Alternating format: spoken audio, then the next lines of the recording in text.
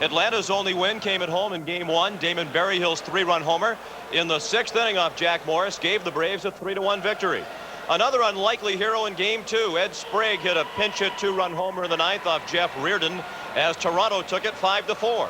Then last night in the first World Series game ever outside the United States, Candy Maldonado's bases-loaded single in the bottom of the 9th off Reardon gave the Jays a 3-2 win.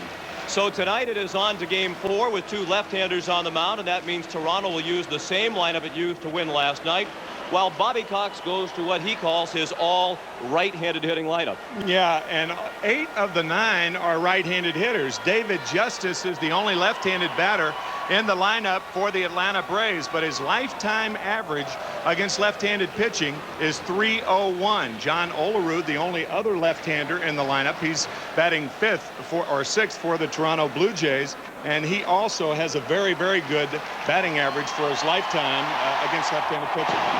We heard Jim Kaat on the pregame show talk about the similarity between these 2 starting pitchers, Tom Glavine of Atlanta and Jimmy Key of the Toronto Blue Jays. It's hard to hear yourself here in Skydome as they take the field. But what about the approach to batting against these fellas? Well, the one thing you don't want to do is you don't want to pull the left-hander if you're a right-handed batter. The one thing you try to do is keep your front shoulder in there and try to hit the ball back through the box. Players have a saying for that. They say we try to hit it back through the originator. The one thing you don't want to do, as we said, is try to pull either left-handed pitcher because their strength is low and away. Because if you try to pull them, you're going to play pepper with the shortstop all night long. That's what right-handed hitters don't want to do, hit the ball to the left side of the infield. Let's check in with our originator, Jim Kaat. All right, Sean, based on what Tim said, the strike zone could be a very important factor tonight. Because both lefties want to keep the ball down and away, if home plate umpire Dan Morrison's strike zone is not as generous as Jerry Crawford's was in Game 1, Glavine and Key will have to bring the ball up and over the plate a little bit more, and then we may see a high-scoring game. Sean? Thank you, Jim. The starting lineup tonight for the Atlanta Braves against Jimmy Key. Otis Nixon leads off in center field. Jeff Blauser, the shortstop. Terry Pendleton batting 3rd at third base. The cleanup hitter is DH Lonnie Smith. David Justice, the only left-handed hitter in the lineup, in right field. Ron Gant back in the lineup in left field. Brian Hunter batting 7th at first base. The catcher Damon Berryhill bats 8th. And batting 9th, the second baseman Mark Lemke. The defense for the Toronto Blue Jays, Candy Maldonado, he had an assist last night. He had 12 during the regular season. He'll be in left field. Devon White with that remarkable catch last night, an almost triple play for the Blue Jays against the Braves. Joe Carter once again in right field this evening. Kelly Gruber will be the third baseman. Manuel Lee at shortstop. Roberto Alomar in that great range at second base. John Olerud at first base, and Pat Borders once again behind the plate. And on the mound making his World Series debut, 31-year-old left-hander Jimmy Key, who finished the regular season at 13-13, but he won each of his last 5 decisions.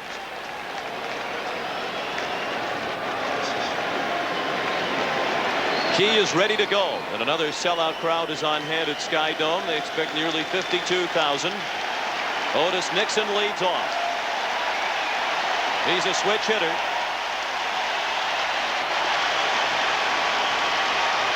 And he's looking to end an 0-for-11 drought since he singled on the first pitch in the first inning in Game 1 off Jack Morris.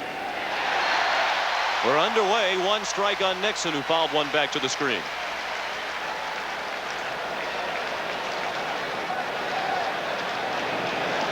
Otis was a better right-handed hitter during the regular season.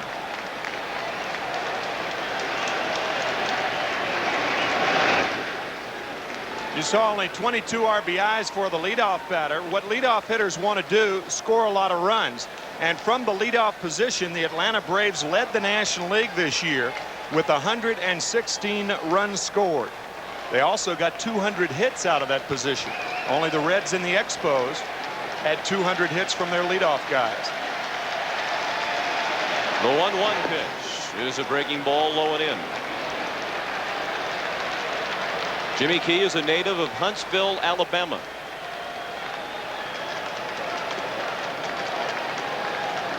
and a product of Clemson University. Nixon has his second hit of the series. His first since the first inning of game one. He slapped one into right, and the Braves have the lead man on. Dan Morrison, as Jim Kaat mentioned, in the spotlight as the home plate umpire tonight. Bob Davidson at first, John Shulock at second, Jerry Crawford at third. Mike Riley is along the left field line, and Joe West is in right. We talked about how to approach Jimmy Key, and you can only tell by the first hitter. Otis Nixon's approach was perfect. Sinker away, and he lined one to right. Nixon at 41 stolen bases during the regular season, and Key has an excellent pickoff move. It'll be a bit more difficult for the Braves to run tonight against the tandem of Key and Borders. It'll be a bit more difficult with Bob Davidson at first base. Bob Davidson, more than any other National League umpire, calls a lot of balks.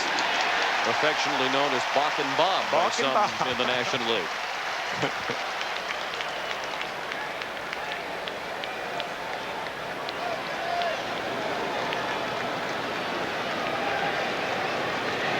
One strike on Jeff Blauser, who waits as Nixon draws another throw. Otis a perfect 2 for 2 in the World Series in stolen bases.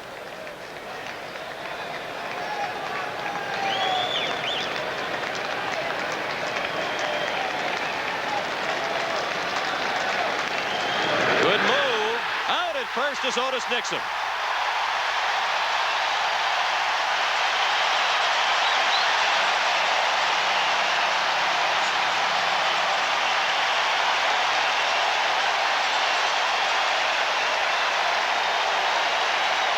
I mean, Otis Nixon is just flat out nailed at first base. You see him lean towards second, back too late to first. Fine move by Jimmy Key. He was out with room to spare. Now Blauser takes a ball, and it's 1-1. After Otis Nixon was called out by Bob Davidson, Pat Corrales, the first base coach, did speak with the first base umpire about the move. It wasn't a heated protest, but a point was made by Pat Corrales to the first base umpire. There's Pat. Pat, a former Major League manager. He managed the Philadelphia Phillies and the Cleveland Indians. Also the Texas Rangers. 3 balls and a strike now on Blauser, whose only hit in this series was in game 2. The single. Key, a relatively quick worker, and Blauser singles to center.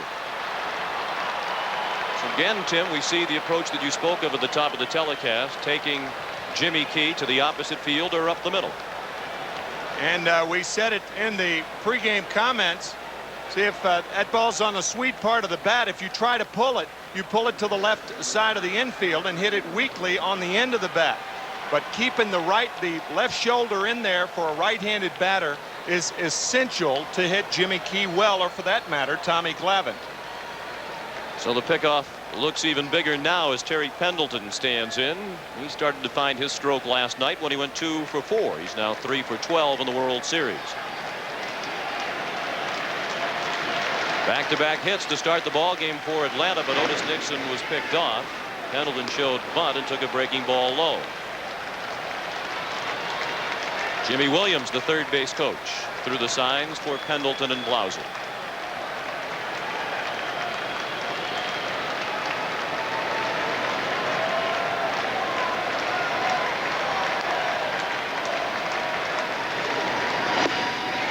And a strike. 1-1.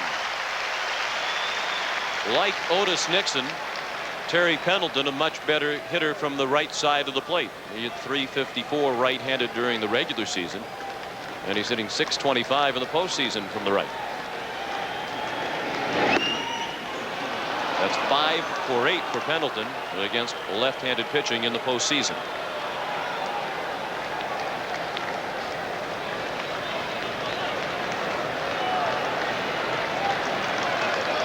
Blauser at first and 1 out. We're in the top of the first inning in game 4 of the World Series. Blauser with a delayed steal, and the throw did not get him. Well, that was kind of strange. Blauser fooled by the move Got a very late start. It looked like a hit and run as Pendleton swung through the pitch, but Jeff wound up safe at second nonetheless. I think he called it right both ways. Really, it looked like a delayed steal and a hit and run. I think what Jeff was thinking, you've got to make sure against a guy like Jimmy Key, you make sure that he doesn't throw to first base. The obligation is on the hitter to put the ball in play. The Braves end up getting a stolen base out of it, however. You see, Borders didn't realize that Blauser was running. He hesitated before delivering to second. Pendleton hammers one to short. Lee the catch, throw to second, not in time. And Alomar goes leaping over Blauser. So another ball well struck by the Braves. But Pendleton hit it right at the shortstop Lee, and they had a chance to double off Blauser. That was a curveball, and the third line drive in a row hit off Jimmy Key. Alomar, who was playing Pendleton straight away, is late on arriving and hurdles Jeff Blauser. Like Edwin Moses on that play, huh? Now Lonnie Smith. That 1 for 4 came last night. He singled a drive and a run in the 8th inning. At the time it gave Atlanta a 2-1 lead. Smith in his 60th postseason game. This is the 5th World Series in which he has appeared. 1-1 the count. And if the Braves can come back and win, Lonnie Smith will be the first player ever to play on 4 world champion teams, different teams. The Phillies in 1980, the Cardinals in 1982, the Kansas City Royals in 1985, and if Atlanta can win it this year, the Braves. Fastball. Occasionally Key will try to sneak the fastball over the inside part of the plate or off the inside of the plate to keep the hitters honest. That one missed, and it's 2-1.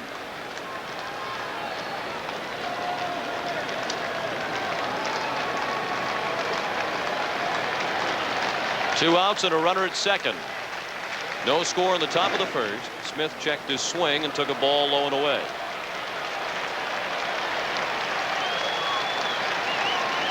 Jeff Blauser is the runner at second.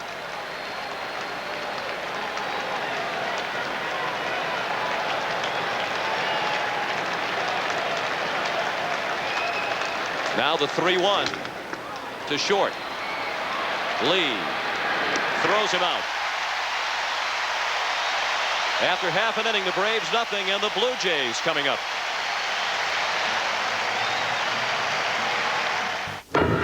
Nothing you've ever seen. I am Dracula. Nothing you've ever experienced.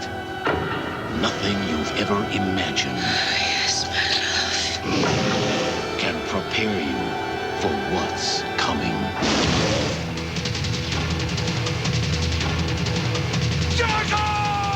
Bram Stoker's Dracula, a Francis Ford Coppola film, rated R, at theaters Friday the 13th of November. Center fielder Devon White leads off for the Toronto Blue Jays tonight. Roberto Alomar batting second at second base. Joe Carter is the right fielder. The cleanup hitter DH Dave Winfield.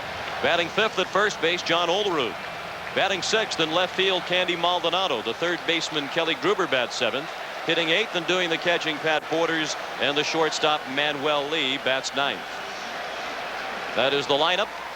The Blue Jays send up against 26-year-old lefty Tom Glavine, who was the winning pitcher for Atlanta in Game 1 as he went the distance.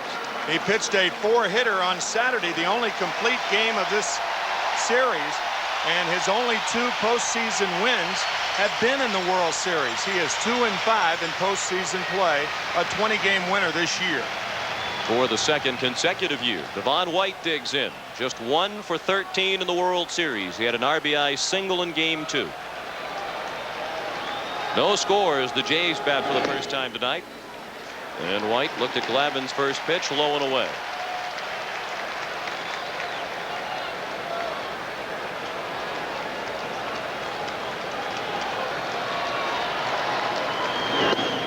And a strike, 1-1. It'll be interesting to see if the Toronto Blue Jay hitters adjust to Tommy Glavine, and if they do, we'll see if Glavine changes his pattern of Game 1, and that was low and away to right-handers.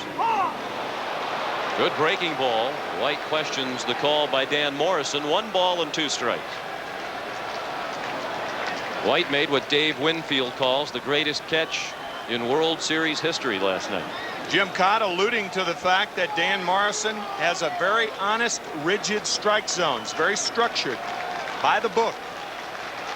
No gimmies with Dan Morrison. Glavine might have had a few gimmies from Jerry Crawford in game 1 as he nibbled at that outside corner.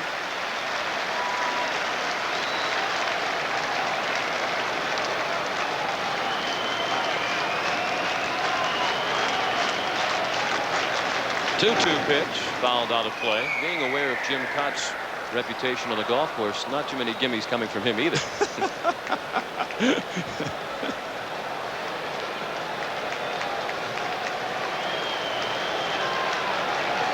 Now the 2-2. That's an example of a pitch that might have gone Glavine's way in game 1. Instead, it's a full count. That was a great catch by White last night, and it nearly started a triple play, which would have been only the 2nd in World Series history. That's through the middle, and again, the approach to these left-handers. Up the middle or to the opposite field. White used it to come up with just his 2nd hit of the World Series. The defense for the Atlanta Braves. Ron Gann in left field and Otis Nixon in center. David Justice with a strong arm in right. Terry Pendleton at third base. Jeff Plauser, the shortstop. Mark Lemke at second base. Brian Hunter, the first baseman. And once again, Damon Berryhill behind the plate. And the batter is Roberto Alomar, who's only 2 for 12 in the series, but he started the 9th inning last night with a single, stole second, and scored the winning run. He turned a bunt, took it back, and looked at a ball. Rich Hacker is the third base coach for the Blue Jays. Devon White has not attempted a stolen base in the World Series. He hasn't been on much. He had 37 and 41 tries during the regular season. Only Henry Cotto of the Seattle Mariners had a better ratio. But he was caught 4 times in the American League Championship Series. How do you figure? I don't know. That's amazing. Only thrown out 4 times during the entire regular season and 41 tries. Then he's thrown out 4 times in 6 games against Oakland. I think one of the reasons, Terry Steinbach. And the Oakland pitching staff, which Cito Gaston says does the best job of holding runners on of any staff in baseball. Glavine with the slide step. That's a double play ball if they hurry. And no chance as White was on top of Lemke. 1 out. They erase the lead runner. And it's Alomar at first base with 1 down in the first, no score. Once again, that's what we were talking about in the opening. White with the ideal approach to Tommy Glavine, and Roberto Alomar with the approach that's going to get you a lot of ABs without any hits. The ground ball to shortstop.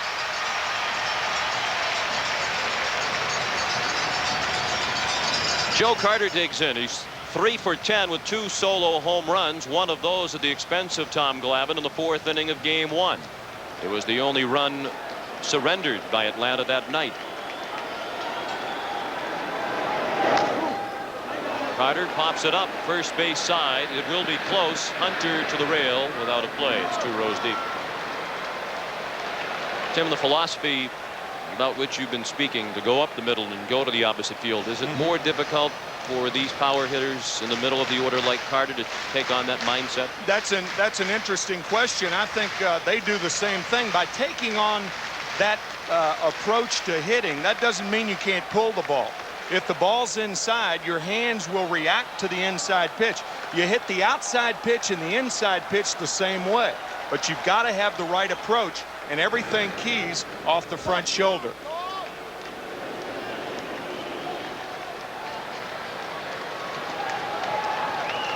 Carter waiting for the 0-1 pitch with 1 out and Alomar at first. Robbie 6 for 6 in stolen bases in the postseason. He was heading back to first as Glavine delivered the pitch. Here's Jim Kaat. Sean and Tim, you'll see the apparatus that Robbie Alomar and Devon White wear. I think you'll see a lot more base runners do it in the future. It's the same kind of a guard you'd wear on your wrist if you were doing inline skating or rollerblading. When you slide, It'll give you some protection on the palm. It'll keep you from hyperextending your wrist. High-tech baseball. Alomar hadn't had much of a chance to employ that guard prior to last night when he stole his first stolen base of the World Series. But it came at the most opportune time for the Jays as they won 3-2 to take a 2-1 lead. He's not running. Carter pulls it slowly to third. Pendleton's only play at first. He intentionally threw it into the turf to speed it up, and Carter is out. Alomar to second with 2 down. The first infielder that made this throw by design was Davey Concepcion, the shortstop of the Cincinnati Reds. A one-hopper to first base. That, as Sean said, was by design.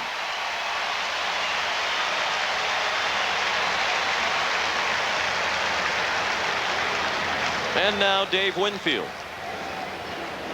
Like Carter, he's 3 for 10 in the series. Winfield does not have a home run. All 3 of his hits singles. He's had 1 hit in each of the first 3 games. No score. The Blue Jays threaten with 2 down in the bottom of the first, and Roberto Alomar at second base. Breaking ball stayed outside. 1-0 on Winfield.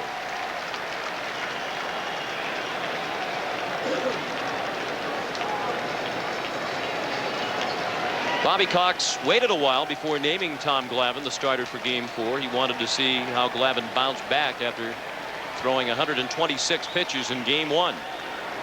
Glavine threw on the side here on the off day at Skydome on Monday and threw extremely well, and that erased any doubt that Bobby Cox might have had in his mind.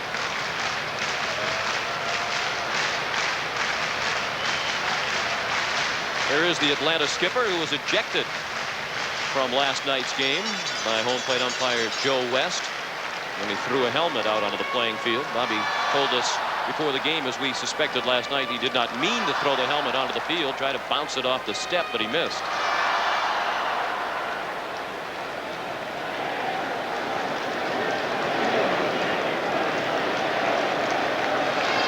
Winfield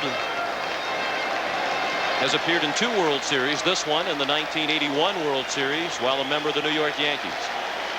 He was 1 for 22. Alomar heads to third without a throw. During the regular season, Alomar stole third base 12 times. Only Marquise Grissom of Montreal stole third more often, and he stole third 24 times. Twice as many as Alomar. Craig Biggio and Luis Polonia also stole third 12 times. It is not often with 2 outs that you steal third without a throw, but Terry Pendleton holding his position. Winfield up the middle. Lemke from behind the bag throws him out. A nice play to end the inning. The Blue Jays threaten but do not score. After 1 at the Skydome, no score.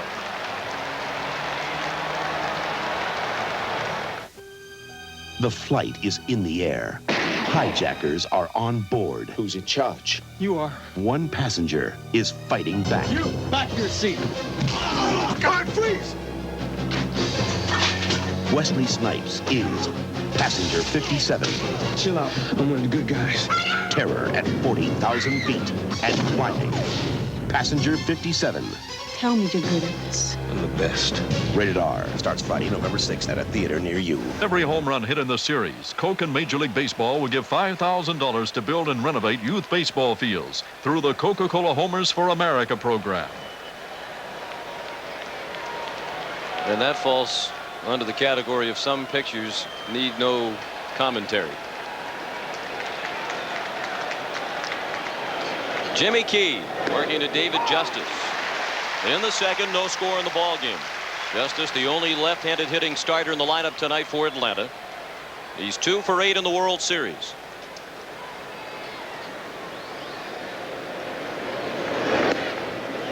Just inside. 1 ball and 1 strike. Justice, Gant, and Hunter for the Braves in the second. Atlanta hit several balls sharply in the first inning with nothing to show for it. The pickoff of Otis Nixon, a very big play.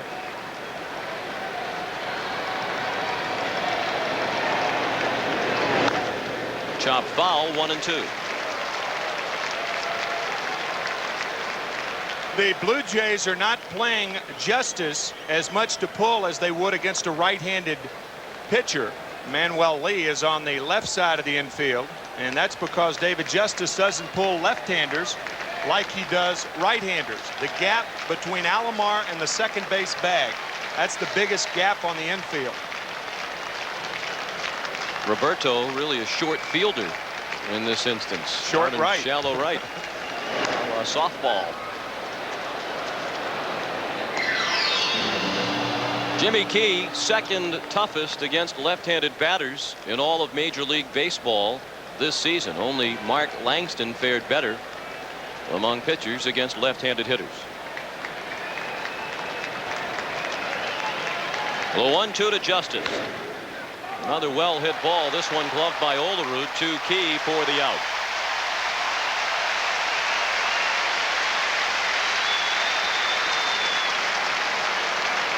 Now Justice pulling the curveball hard, and Olerud sucks it up. At 3-1 play at one time in baseball about 25 years ago, it was a difficult play to make, but because first basemen and pitchers work so hard on that play in spring training, it's all become rather routine. But there was a time in baseball when it was less so. Ron Gant, the batter. Gant has not started the last two games for Atlanta, in large part because of his hitting woes in the postseason. He's only 4 for 25 in the playoffs and World Series combined. 1 ball and 1 strike on Gant, who is starting in left field tonight.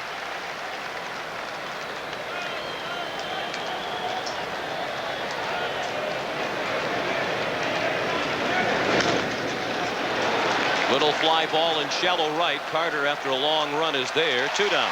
We're in the second. The bases are empty. There is no score in Game 4 of the World Series.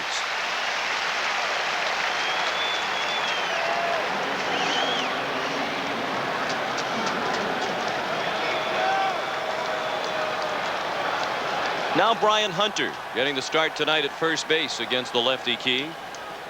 Brian delivered a sacrifice fly for an RBI in Game 2.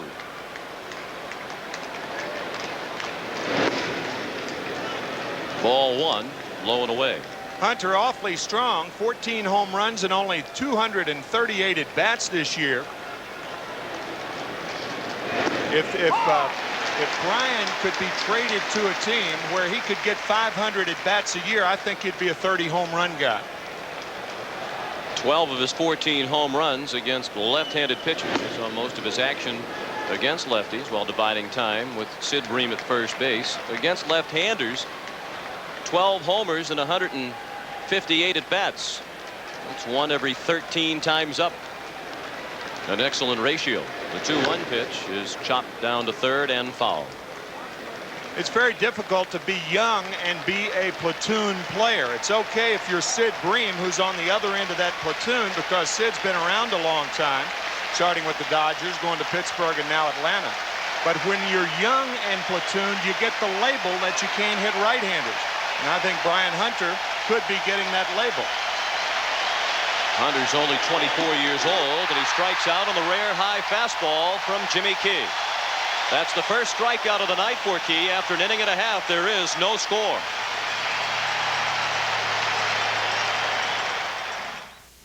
It's the bottom of the ninth. 1 out, a runner on third. You're down by 1, so you strategize. The signal goes in, and the suicide squeeze is on. Your runner takes an easy lead off third because he doesn't want to tip the pitcher that the batter's going to bunt, which he does, and your guy knows it's good, and he's screaming down the chalk. The pitcher's only play is first, and you eat the sacrifice for an RBI and a brand new game. That's the suicide squeeze, and that's baseball.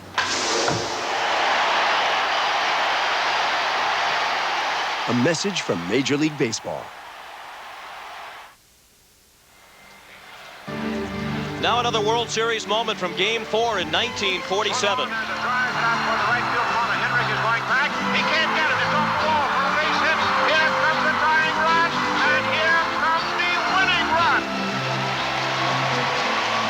Cookie Lavagetto's pinch hit 2-run double with 2 outs in the ninth ended Bill Bevan's bid to throw the first no-hitter in World Series history. Gave the Dodgers a 3-2 win to even that series. at 2 games each. Game 4 in 1947. This is game 4 in 1992. Scoreless in the bottom of the second. John Olerud took a breaking ball for a strike.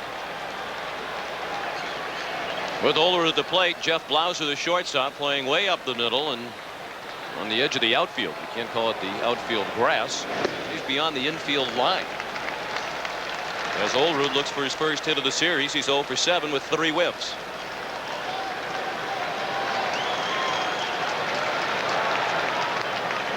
Tom Glavine's 1-1 was just inside, and Jim Kaat's scouting report on home plate umpire Dan Morrison has held true to form to this point. He has been not as generous with the strike zone as others we have seen behind the plate in this series.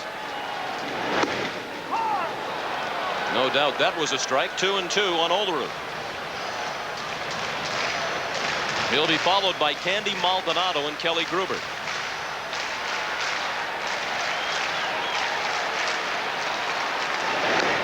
Chopped foul. Cito Gaston didn't post his lineup as early this afternoon as he has for the first 3 games, and he told us he was pondering whether or not to use Olerud against the lefty Glavine. He had Ed Sprague in mind.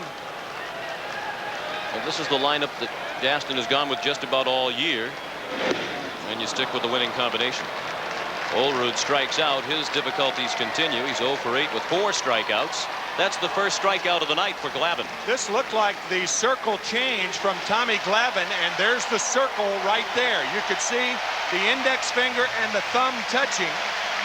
There aren't too many left-handers who throw a changeup to a left-handed batter, and the reason is it's usually to be effective in that down and in area.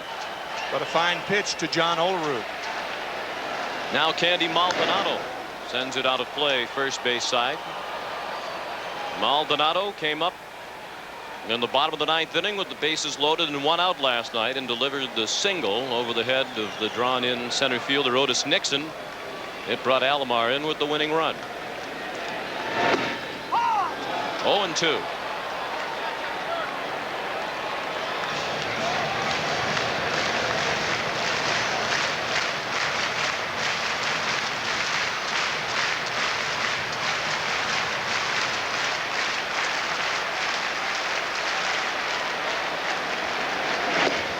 And a ball outside. Tonight's game is being produced by Bob Dekas and directed by Bob Fishman. We're at the Skydome in Toronto for game 4 of the World Series, scoreless in the bottom of the second. Fastball just off the inside corner. Glavine wanted it. 2-2. You rarely see Glavine come inside twice in one at bat to a right-handed batter. I don't think he'll come in there anymore.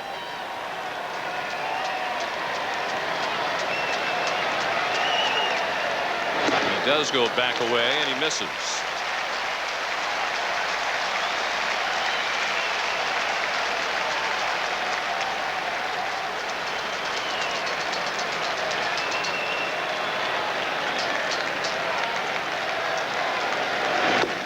Chopped off the plate. That could make it a tough play. Blauser able to catch it in the air. That made it an easier play for the second out of the inning. Well, Kelly Gruber chopped on Sunday night. Roberto Alomar chopped last night to end the game, and now Candy Maldonado does his version of the chop. A high chopper to Blauser. 2 outs. Interesting to hear what Roberto Alomar said about that with Jim Kaat on the postgame last night. He said if they can chop at us for the entirety of 2 games down there, we can chop back. Kelly Gruber takes the breaking ball for strike 1.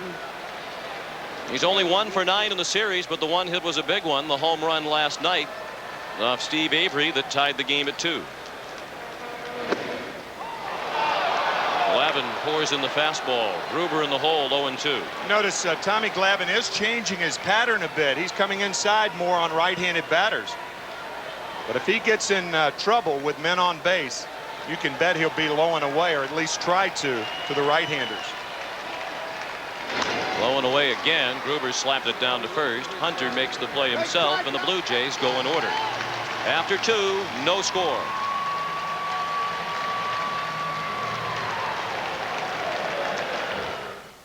When two cops fight drug gangs, it tears one small town apart. So you saw the shooters? A chief pitted against his men. Somebody give it to you free? A mother fighting for her son. I just don't want to lose it. A husband torn from his wife. I'm going to do what I have to do. Carol O'Connor, Howard Rollins, In the Heat of the Night. Season premiere next Wednesday.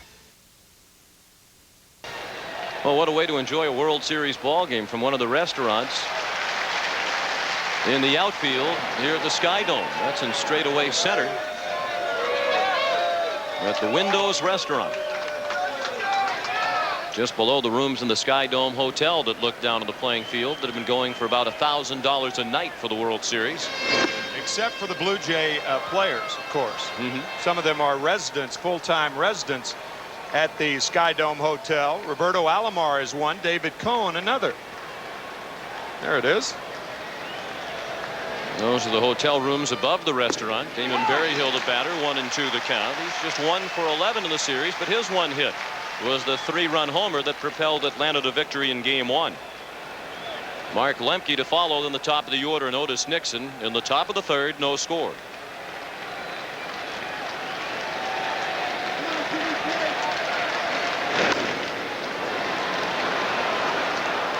Still 1-2. Berryhill has had a tough time making contact in the World Series. He's fanned 7 times, which ties a World Series record for most strikeouts by one player in the first 3 games of the World Series.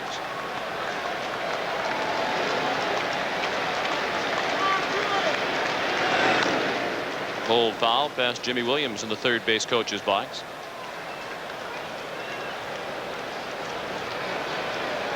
You mentioned Alomar and Cohn live in the Skydome Hotel during the year, but they don't have the glamorous rooms that look down over the playing field. They have the lower priced rooms that look over the railroad tracks. It's really a decidedly different view. I understand those rooms.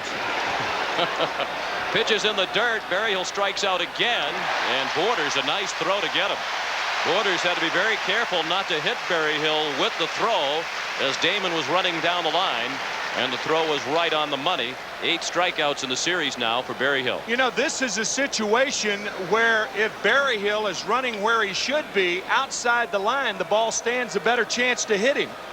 He was running inside the line, and had he been running properly outside the line, the ball stood a better chance of hitting him. And had that happened, that would have been okay, and he would have been awarded first base. But it was a fine play by Pat Borders. Now Mark Lemke up there with a count of 0-1. He's 2 for 10 in the series and 0 for his last 5. Facing Jimmy Key, who has now retired 6 in a row after giving up back-to-back singles to start the ball game.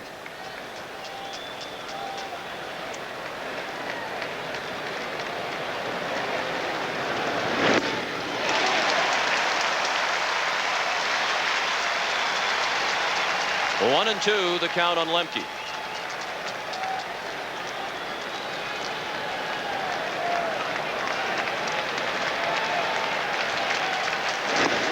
And Key up and in. Jimmy's looking for his 3rd straight strikeout. He fanned Hunter to end the 2nd, and Berryhill leading off the 3rd.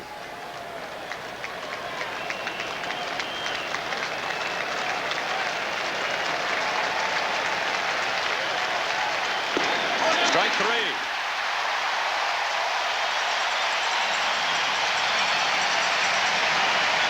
Now another World Series moment from Game 4 in 1941. Pitcher starting his windup out there again. He's all ready now. Watch it. Here it comes. He swung at the ball and missed it. The ball gets away from the catcher, and Henrik goes to first.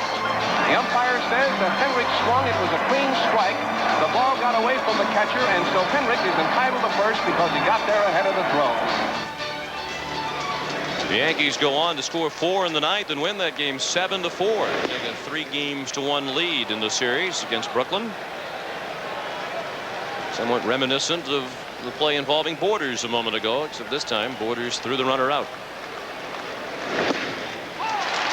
Otis Nixon at the plate.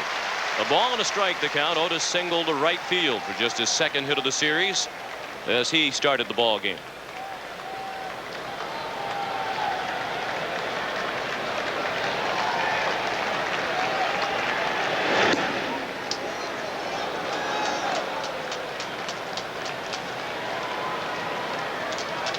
With Nixon at the plate, Gruber lingers in front of the bag at third. Olerud a half step behind the bag at first and close to the line. The 2-1. Popped out of play, 2 balls and 2 strikes. Otis Nixon is known as Otis Nixon in his hometown of Evergreen, North Carolina. That is the way his father's name is pronounced. His parents, Otis and Gracie, no doubt watching the game, as are all of the folks, all 650 of them in Evergreen, North Carolina. Watching this World Series Odyssey. Otis pulled it down to third to Gruber, who guns him down. 1, 2, 3. Go the Braves again. That was good. Thank you. I like that. We'll return to Skydome after this word from your local station. I knew you would. Friday. Where can I find some young creature that would appeal to Roland? Delivery. Why are the Golden Palace girls playing Cupid? We were worried you weren't getting any. Then Major Dad and family are catering up a storm. Don't tell me you didn't bring them. I put them on top of the car while I was... Well, that's good. At least the neighborhood cat's gonna eat well tonight. Golden Palace and Major Dad, Friday. They thought hell was behind them. They were wrong. L.A., Ground Zero. An all-new 48 Hours returns next Wednesday. This is CBS. Jewel thieves caught in traffic, caught on camera. Details tonight. Welcome back to Skydome. No score as we go to the bottom of the 3rd inning in Game 4. Sean McDonough along with Tim McCarver. You mentioned Evergreen is Otis Nixon's hometown. And we are going to read this card. Research done by Steve Hurt. He's been talking to the postmaster there, Elise Johnson, who is the postmaster from Evergreen, and we found out that Evergreen has 2 Little League ballparks, 2 gas stations, a post office, a fire department, a school that goes from kindergarten to the 8th grade, a farm supply store, a print shop, and a factory. It's 55 miles south of Fayetteville, North Carolina, where Fort Bragg is, and 60 miles west of Wilmington, North Carolina. About 650 people live in Evergreen, they tell us. That one's heading for Evergreen. Deep to left field, near the pole, and a home run. Pat Borders puts the Blue Jays on the board with a home run off Tom Glavine. Just fair down the left field line. It's 1-0 Toronto.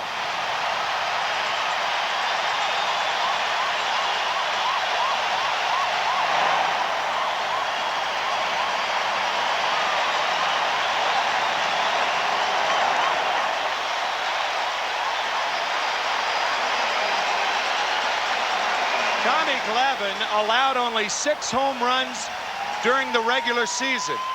In 18 innings, he's allowed 5 home runs in postseason play. And Pat Borders has been sizzling with the bat. That's his first home run in the World Series. He's now 5 for 10 in this series against Atlanta.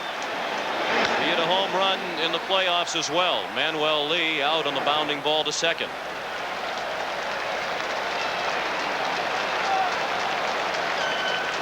Tommy Glavine was working Borders outside, and he misses. The 1-0 pitch fouled off, and now he tries to come inside. Too much of the plate.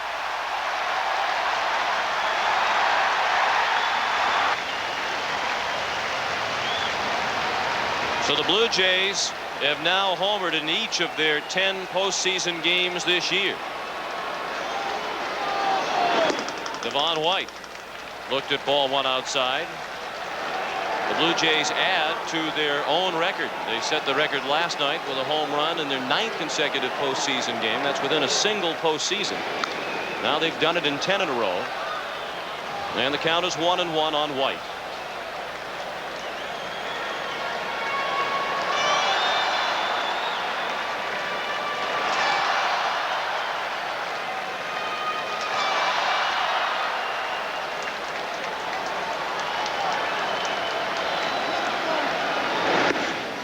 Interesting how that can happen. You mentioned the lack of home runs surrendered by Glavine during the regular season, and it's certainly not because he pitches in a ballpark that has a deep fence.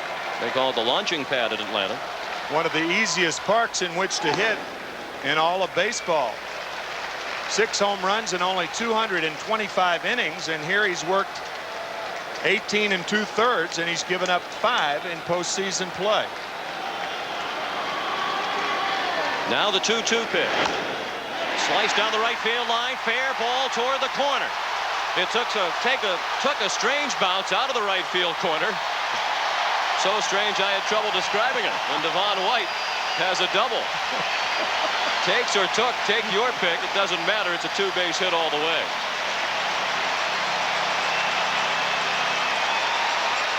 Well, Devon White once again with the proper approach to Tom Glavine. The slicing double down the line, and a fine piece of hitting by Devon White. So after coming into the ball game 1 for 13 in the World Series, White is 2 for 2 tonight, and in scoring position with 1 out in the bottom of the 3rd. The Blue Jays lead 1-0 on the Borders home run. And Roberto Alomar is the batter. He reached on a fielder's choice. Advanced to second on a ground out, stole third and was stranded there in the 1st inning. Glavine missed outside with a fastball.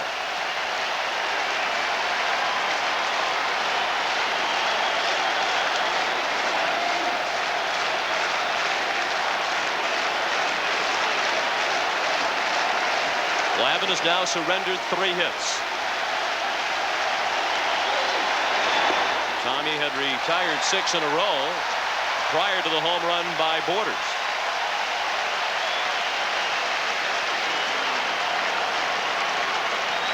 And those numbers a big reason why Alomar had a career high 76 runs batted in this year.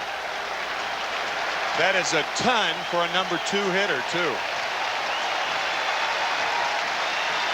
Henke was dancing around the second base bag, and Glavine looked White back into second.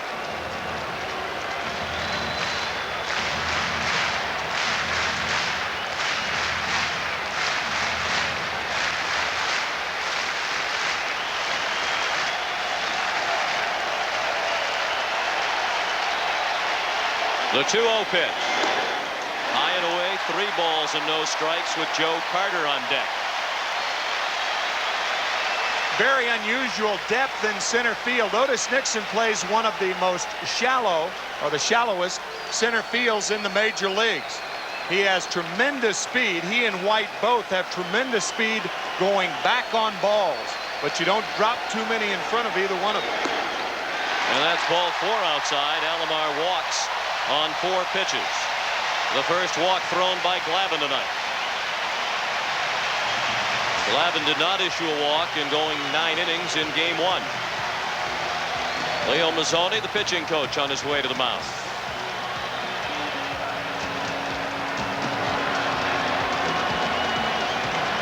There is no action in the Atlanta bullpen. One of the few negatives of the Skydome from the perspective of fan is that they cannot see into the bullpens from most of the seats here. They are behind the outfield fences. The members of the bullpen sit on raised bleachers so they can see over the outfield fence, and you saw Pete Smith go down the stairs to begin warming up. From a fan's point of view, you just look down and see who's missing from the bench. And then you decide whether somebody's up and throwing or not for the majority of the fans here.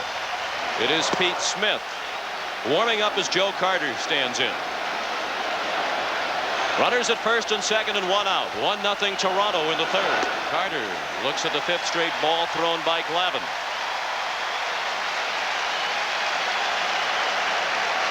Carter bounced to 3rd his first time up.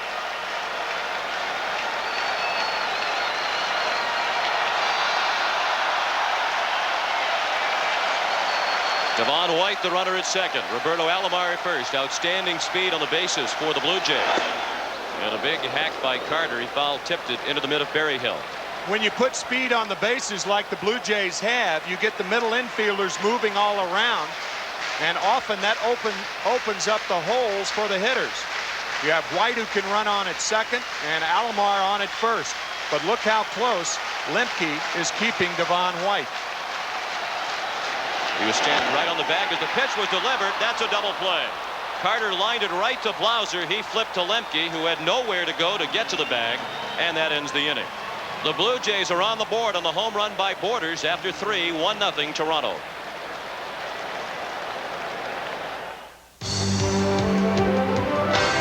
Toyota proudly presents All Around Champions. Many people think Robin Ventura is a great ball player. Others know he's a great motivator. Robin's visits to hospitals provide inspiration and motivation to ailing children so they can better realize how to reach any goal they dream of. Toyota is pleased to salute all-around champion Robin Ventura by contributing $1,000 to the Children's Memorial Hospital of Chicago.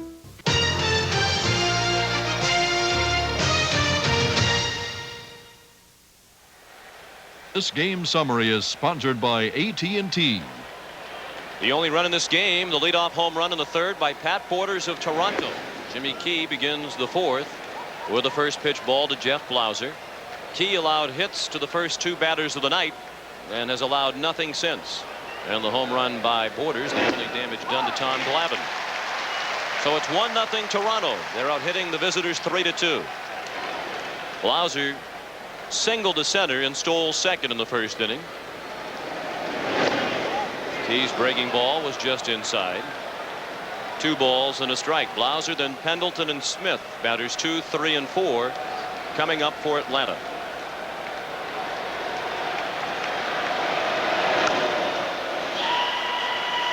The big play in this game so far was the pickoff of Otis Nixon at first base. The Braves had Nixon on at first to lead off the game. He was picked off, and then Jeff Blauser got a hit. Otherwise, it's 1st and 3rd and nobody out. The Braves could have had something going. And Blauser strikes out. He not noted as a strikeout pitcher, but he has fanned 4 of the last 5 hitters. I'd say about 70% of swinging strikeouts on balls out of the plate. Kind of easy to understand. Hitters are trained to hit the ball in the strike zone. But when you're defensive, that's the value of getting ahead if you're a pitcher. You put the hitter on the defense, and he's apt to go after anything, as Blauser did then. Terry Pendleton, the batter. That's to right field. Carter. 2 down.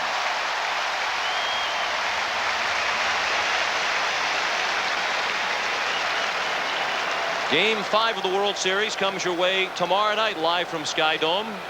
John Smoltz is scheduled to oppose Jack Morris, a rematch of last year's World Series Game 7. Our coverage on CBS begins at 8 Eastern time. That's tomorrow night, Game 5 of the 1992 World Series. And there's Jack Morris, who was the losing pitcher in Game 1. Jack's got his game face on early.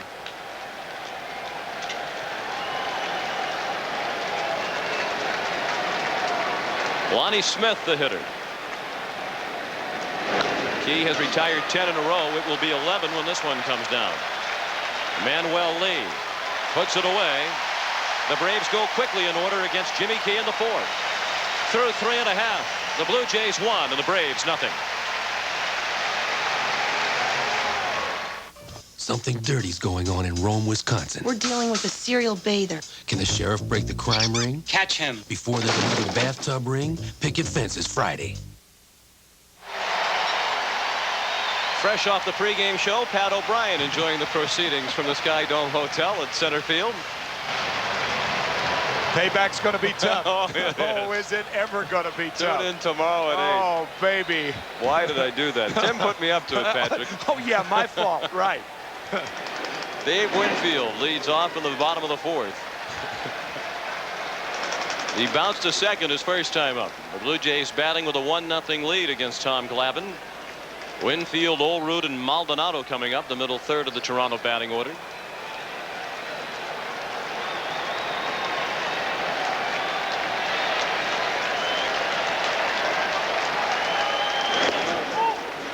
Check swing and a ball low and away. Here's Jim Kaat. Well, you could see Tom Glavine cringe on that pitch, Sean and Tim. That was one he got for a strike in Game 1. When you've had success against a team as Glavine has in Game 1, come back 4 days later, thoughts go through your mind. Do I change my pattern or do I wait for them? And it's pretty obvious as you see Devon White and several of the Blue Jays hitters take the ball the other way. You may see Glavine with more inside fastballs, as Tim referred to. Yeah, you have to change before they do. That's that constant establishing and reestablishing the inside and outside parts of the plate. Now this, Tim, could be a question for either you or Jim Kaat. We've talked about Dan Morrison, the home plate umpire, an American League umpire. Would Tom Glavine be aware, as he takes the mound tonight, of Morrison's reputation for having that tight strike zone? If he saw our pregame show, he would, because that's what Jim Kaat said.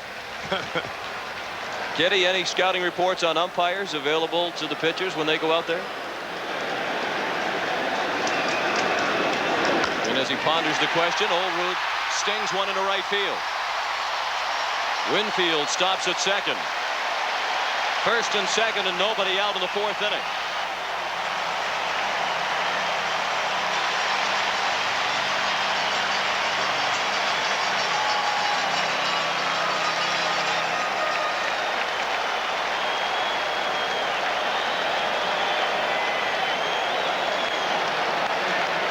Olerud's first hit of the World Series.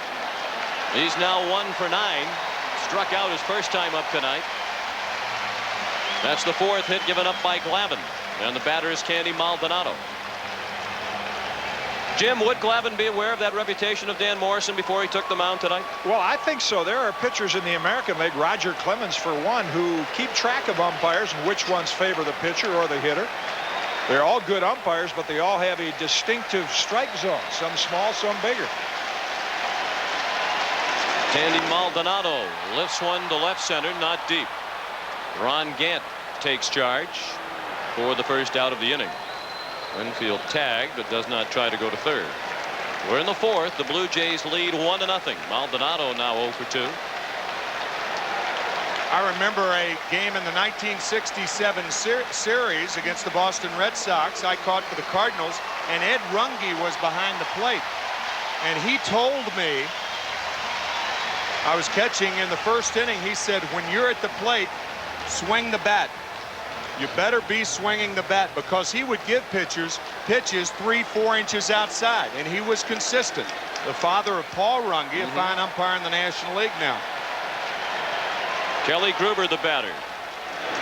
He tried to bunt, fouled it back to the backstop. That's a bad play right there. You see Pete Smith still warming for the Braves. You have a runner in scoring position, 2 runners on, the bottom part of the lineup, albeit Pat Borders, who homered the last time up. But when you have guys in scoring position, that's what it means. And you can't score them when you try to bunt. I think that's a bad play by Kelly Gruber.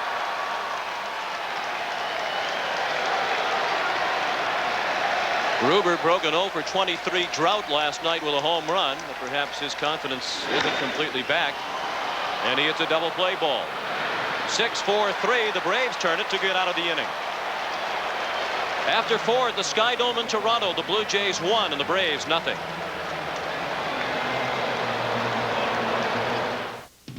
World Series celebrations.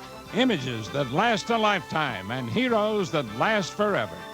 Now you can let the celebration go on and on with the official 1992 World Series video. To order for $19.95 plus $4 shipping, use your credit card and call 1-800-537-8900. That's 1-800-537-8900. Or send a check or money order to this address. A message from Major League Baseball. There are various ways that second basemen can protect themselves. One is with the runner bearing down, drop down, and make the runner get down. And that's what Lemke did on the double play. Nicely turned by Blauser and Lemke. Jimmy Key working in the 5th inning. David Justice checked his swing and took a ball. Justice, then Gant and Hunter. Batters 5, 6, and 7 in the Atlanta batting order. Justice bounced out to the first baseman Olerud with Key covering in the second. Jimmy Key allowed back-to-back singles to Nixon and Blauser to start the ball game, and the Braves have not had a runner since. And Atlanta's really pretty fortunate, Tim, to be behind by only 1-0 as the Blue Jays through 4 innings, have left 3 men on base and also hit into 2 double plays. 2 big double plays, you might add, including the one the last inning. Key's counterpart, Tom Glavine, has had only 1 1-2-3 inning. Key's working on 3 straight 1-2-3 innings.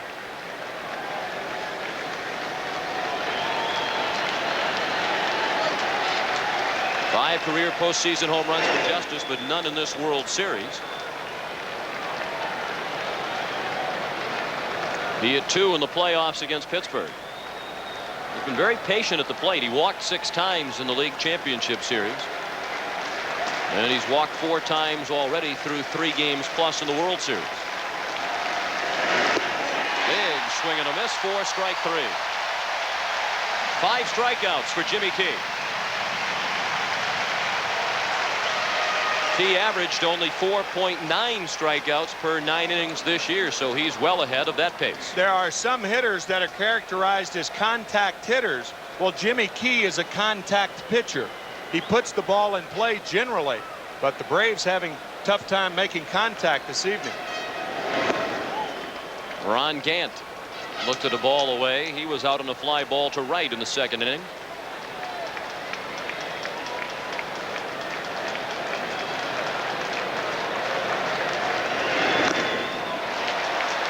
Fouled off his foot.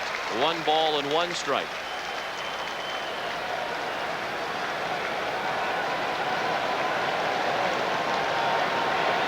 Key retired the lead man in this inning, Justice on a strikeout, and that's not a surprise. He was the best starter in the American League this season in retiring the first batter in an inning. Leadoff hitters had only a .228 on-base percentage against Jimmy Key. He walked the leadoff man only 7 times in 224 innings. So he only does that about once every 32 frames.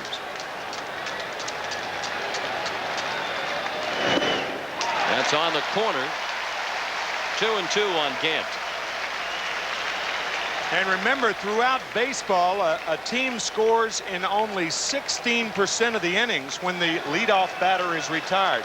That's how important it is for a guy to get the first guy. If you allow the first guy to get on, that runner scores 51% of the time, a huge jump. Gant is overdue, 0 for his last 15, including his 0 for 1 tonight. The 3-2 pitch, lifted to left center field. Room for Devon White. 2 away. This copyrighted telecast is presented by authority of Major League Baseball and may not be reproduced or retransmitted in any form without the express written consent of Major League Baseball. Sean McDonough along with Tim McCarver, Jim Kaat and Pat O'Brien.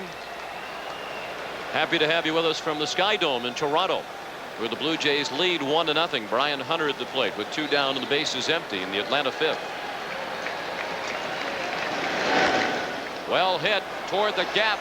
White on the run, and he's there to make the catch. If it stays in the air long enough, he'll get it. Halfway through game 4, Jimmy Key working on the shutout. It's 1-0 Toronto. Hey, Jack Stein from Love and War.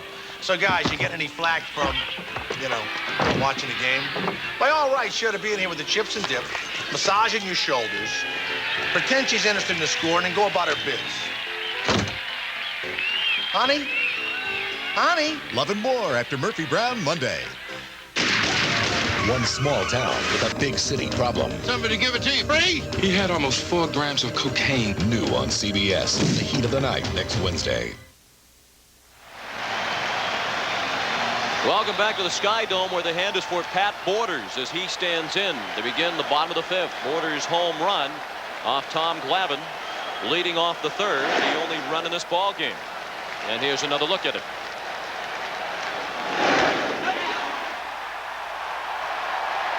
That ball staying on the middle of the plate, and one of the few mistakes that either pitcher has made so far. A lot of times a guy will hit a ball out of the ballpark and a pitcher will come back and say, boy, wasn't that a good pitch?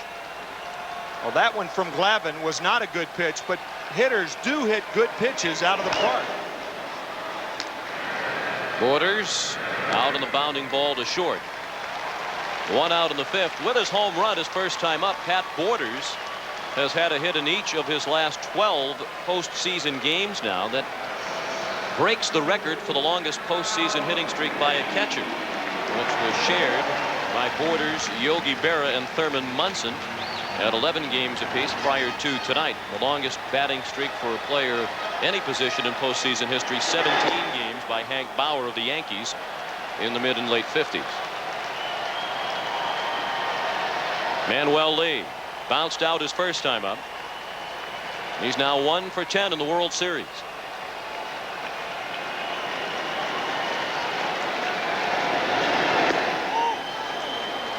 Check swing. They appeal down to first, and no swing, says Bob Davidson. A ball and a strike.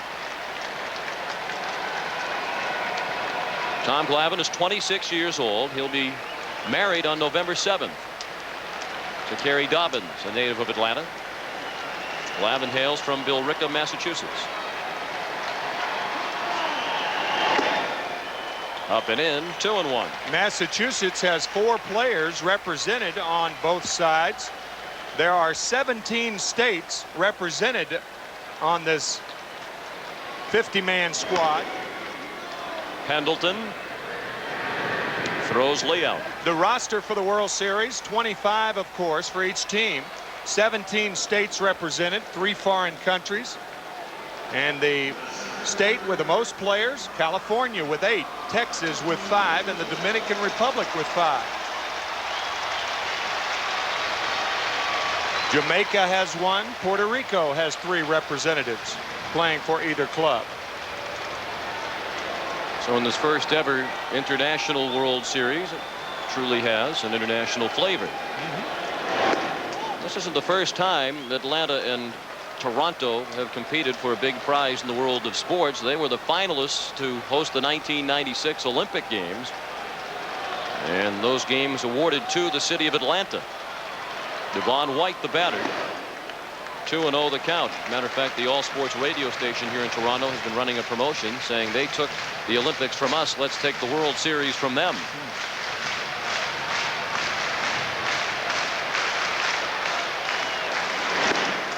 White taking all the way on 2-0, and it's 2-1.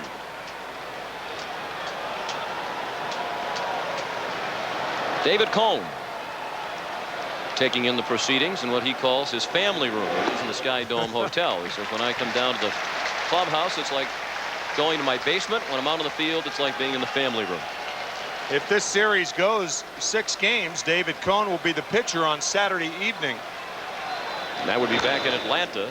White fouls it straight back. The count is full.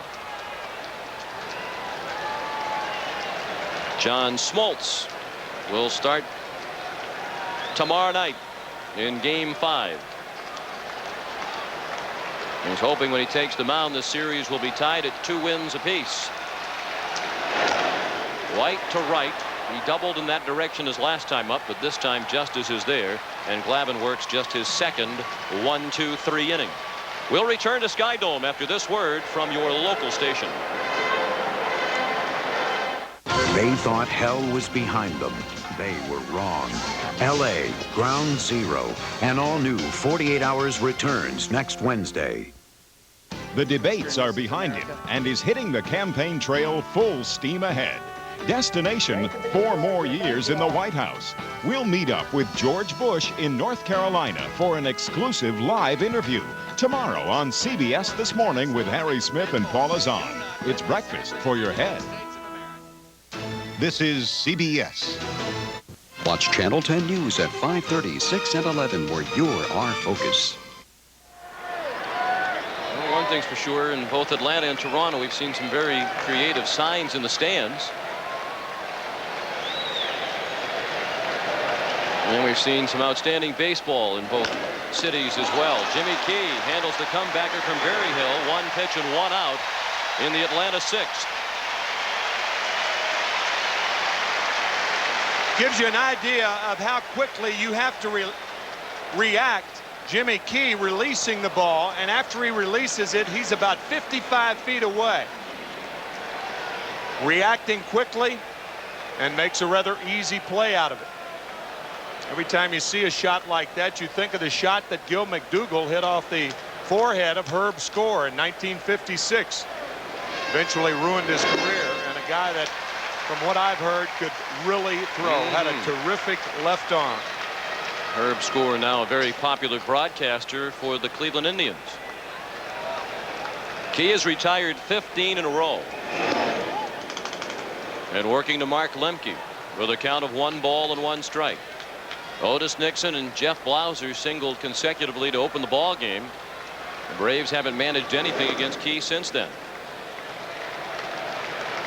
2 balls and a strike on Lemke, who was called out on strikes in the 3rd. 1 of 5 strikeouts for Key tonight.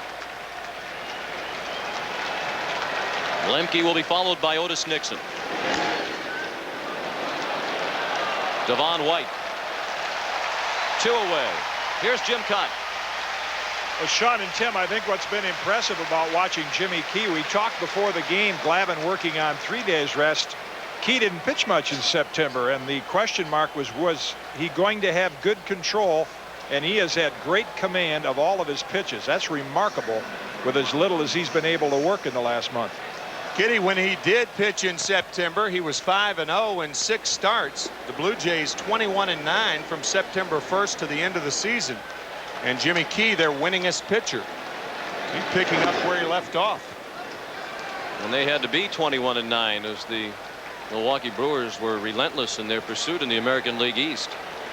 Otis Nixon. The 1-0 pitch slapped to center. That drops in. And Nixon is 2 for 3 tonight. That's the first hit for Atlanta since Blauser singled after Nixon was picked off in the top of the 1st inning. Earlier this afternoon, Pat Borders out working on his throwing with bullpen coach John Sullivan and the hitting instructor and ex-major league catcher Gene Tennis. You know, I've never seen that drill. He barehands it. He works on his release. I think he's working on closing that left side and not hurrying the throw. He'll be tested here. Well, Nixon must have a lot of thoughts running through his mind after having been picked off in the 1st inning.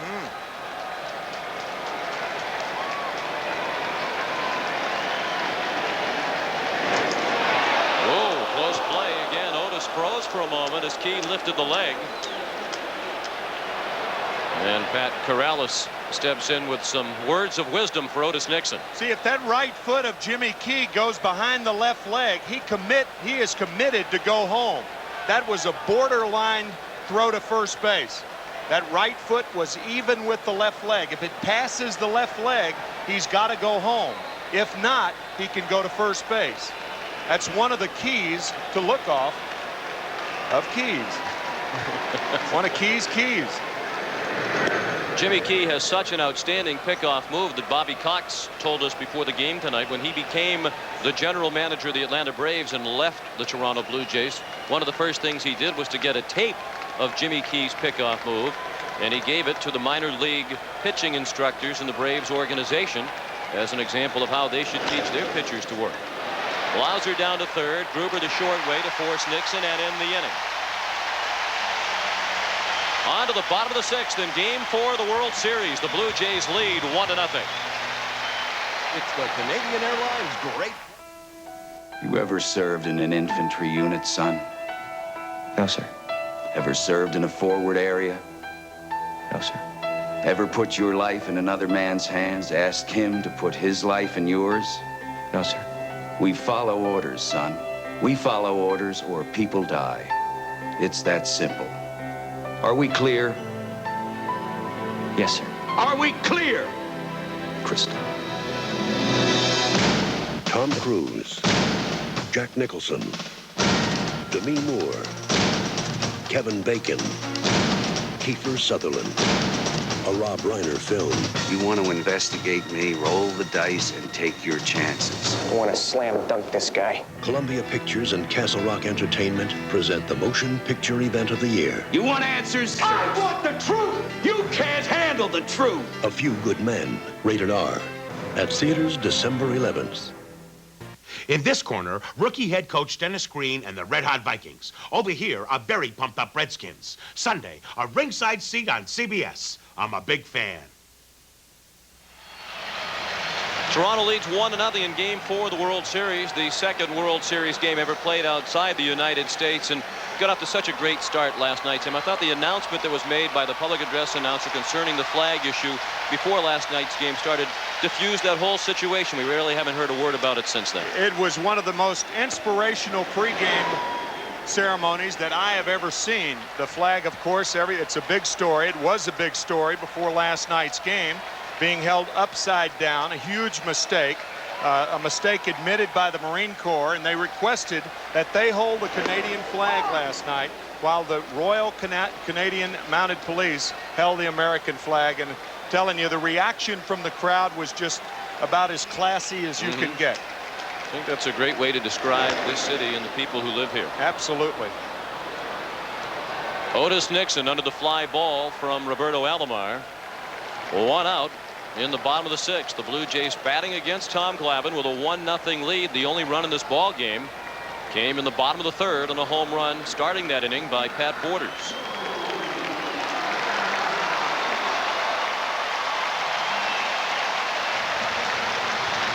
Joe Carter has bounced to 3rd and lined into a double play.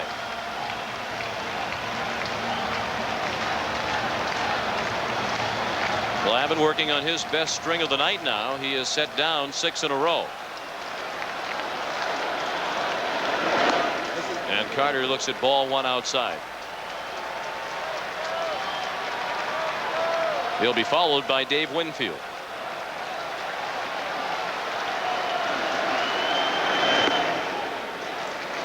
Two 2-0.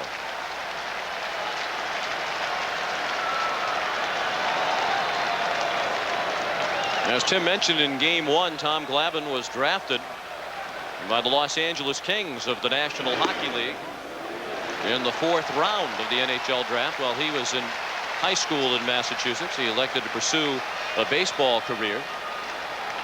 And you can tell the interest in the World Series when the Toronto Maple Leafs last night played a game less than an hour away in Hamilton, Ontario, a regular season game against the Ottawa Senators, and only sold about 6,000 tickets. They ordinarily sell out every game. Joe Carter is aboard on a walk. Just the second, make that the 3rd thrown by Tom Glavine. And that'll bring up Dave Winfield, who drew one of the 2 other walks thrown by Glavine. That came in the 4th inning. Pendleton and Berryhill at the mound. Again, we cannot see into the bullpen from our vantage point to ascertain whether or not there is bullpen action. The managers can't see into the bullpens here either, but they do have the benefit of TV screens located in each dugout. There it is beyond Cito Gaston, and he can punch up either bullpen, see how his men are faring in his bullpen or who is warming up in the opposing team's bullpen. That's their way of monitoring what goes on down there. Excellent choice of words. 1 ball on Winfield. They didn't miss a trick when they put this place together. They really didn't. Carter at first, 1 out, bottom of the 6th, 1-0 Blue Jays. Toronto out hitting Atlanta 4-3. It's been an error-free ball game to this point. Tell you who else didn't miss a trick. John Schuerholz of the Atlanta Braves putting this team together, nor Pat Gillick of the Toronto Blue Jays, the 2 general managers, respectively, of the Atlanta Braves and Toronto Blue Jays.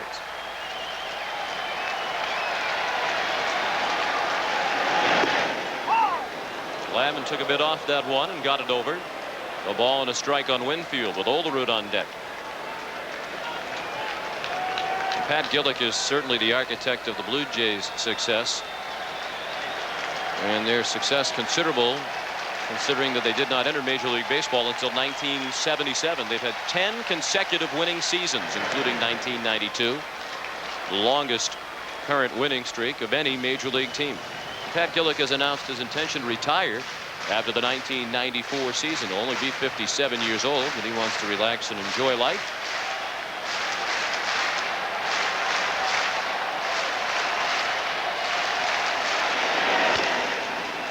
Chop to third. Pendleton gets Carter. Lemke couldn't get Winfield. Carter erased for the second out of the inning. And Winfield is aboard at first with 2 down. We're at the Skydome in Toronto for Game 4 of the 1992 World Series. Toronto leads 2-1, and the Blue Jays lead Game 4 1-0 with 2 outs and a runner aboard in the 6th inning. The only run in this game on Pat Porter's leadoff home run in the bottom of the 3rd off Tom Glavine.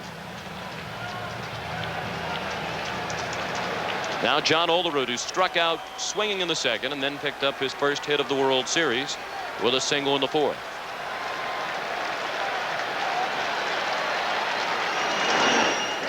He tried to hold up, but it was much too late. 0-1 on Olerud.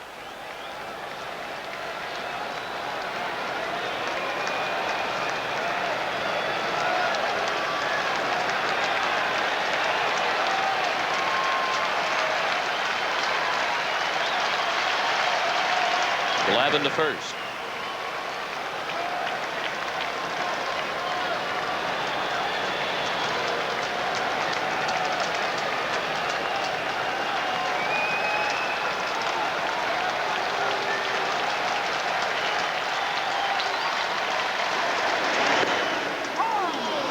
Lemke is playing in Windsor with John Olerud at the plate. He is the second baseman in name only. I was thinking the same thing. Not only that, he's not playing Olerud to pull toward the hole with Hunter holding the runner on at first base. He's playing more towards second base. Pretty good idea that Glavine will pitch Olerud away. He does, and it's a ball, 1-2. The middle infielders in particular, well, they can see the signs that a catcher is flashing, so you'll see them move according to the pitch. If it's an off-speed pitch, they'll play a hitter more to pull. If it's a fastball away, they'll play him more the other way. This is a changeup here. And bounce through the middle. Winfield around second. He'll continue toward third and get there as Nixon throws to second.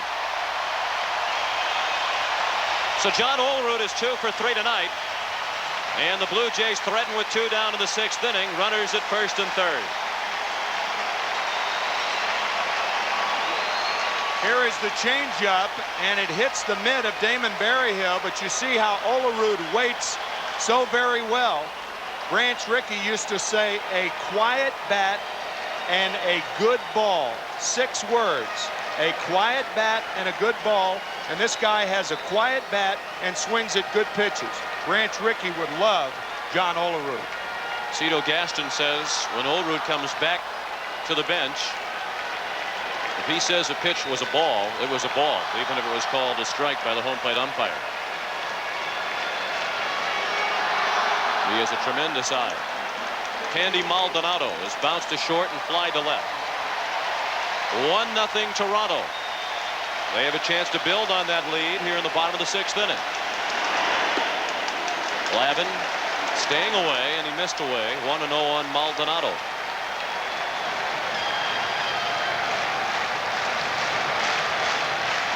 We talked about a quiet bat with Olerud. Look how active the hands are of Candy Maldonado.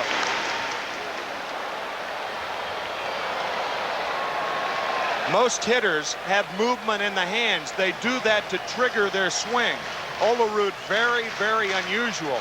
His hands are so still when he approaches the ball, but not Candy Maldonado.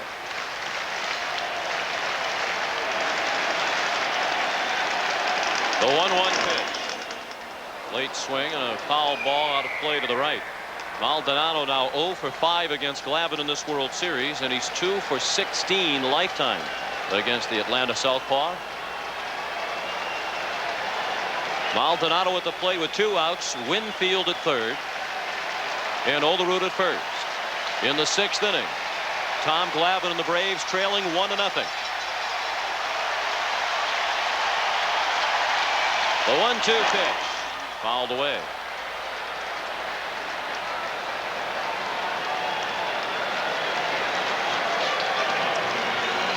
Maldonado, as a result of that success with runners on base, drove in 6 runs in 6 games in the league championship series against Oakland. And he drove in the game-winning run last night. Another 1-2 pitch on the corner. Strike 3. Well, that was one of the few times tonight a borderline pitch went the pitcher's way. Ooh. On to the 7th. 1-0 Blue Jays.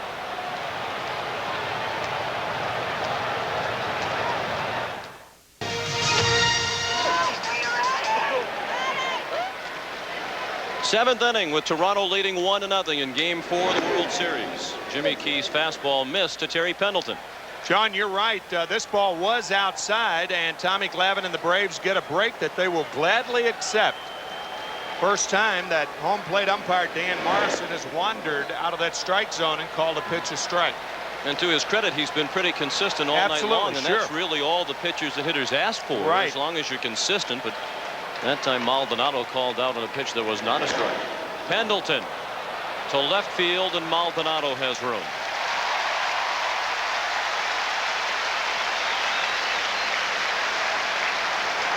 Todd Stottlemyre has started throwing in the Toronto bullpen. Jimmy Key is cruising right along. He's only allowed 3 hits. The Braves have only had 3 base runners through 6 1/3 tonight.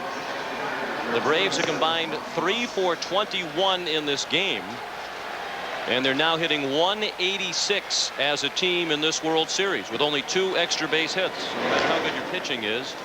If you hit 186 through nearly 4 full games and only have 2 extra base hits, you're going to be behind in the World Series. Lonnie Smith up there with a count of 0-1 and now 0-2. Jimmy Key has been most impressive tonight.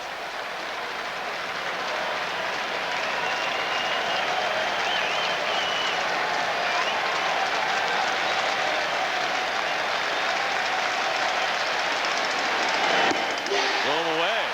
You don't say that often about Jimmy Key, but he got the fastball by Lonnie Smith.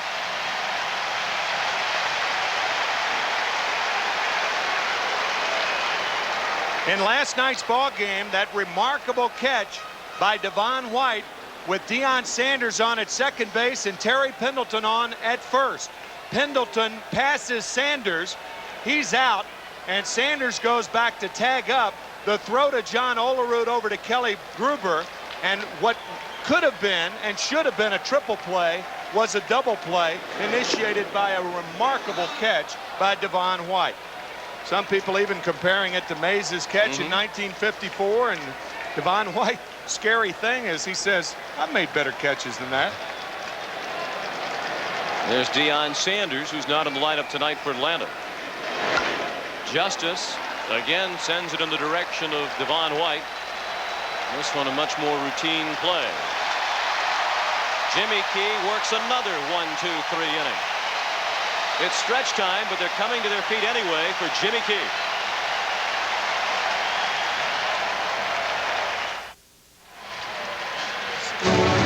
Another World Series moment from Game 4 in 1969. There's a ball hit to the outfield. Robinson playing it safe. Corona makes the dive. He's got it. Here comes Robinson in to the plate. Scores. Tie ball game. Diving one-handed catch by Ron Swoboda of that Brooks Robinson liner of the 9th inning. Helped hold the Orioles to 1 run. It sent the game into extra innings. That's won it in 10, 2-1. Went on to win the series over Baltimore. Kelly Gruber with a swing and a miss for strike 1. He's 0 for 2 tonight. Last time up, he bounced into a 6-4-3 double play. Glavine has been walking the tightrope in just about every inning. He's only worked 2 1-2-3 innings through the first 6. Blue Jays have stranded runners in scoring position 4 of the 6 innings. So they have had chances to blow this game open with 2 out base hits. 1-2 now on Gruber. It's the bottom third of the order. Gruber, Borders, and Lee against Glavine.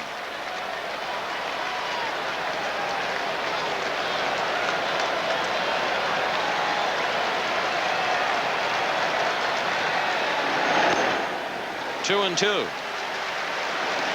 Bobby Cox a moment ago managed to chuckle despite the situation.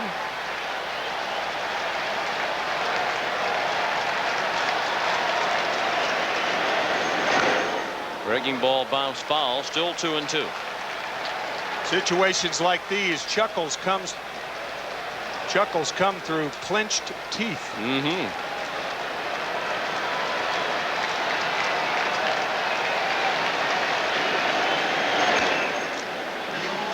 Kelly Gruber with some help last night from an old friend, Willie Upshaw, the former Blue Jay, who is serving as a minor league hitting instructor in the Toronto organization.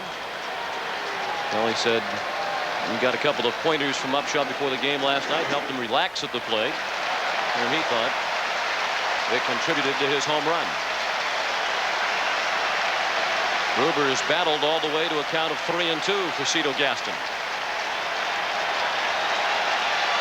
The payoff pitch to the leadoff batter is ball 4. The fourth walk thrown by Glavine. Tommy has only struck out 1 tonight, and that was rather 2 tonight, and one of those was on the borderline pitch last inning to Maldonado. Gruber with decent speed. He's been slowed this season by injury. And Borders at the plate. He has accounted for the only run in this game with a leadoff home run in the 3rd.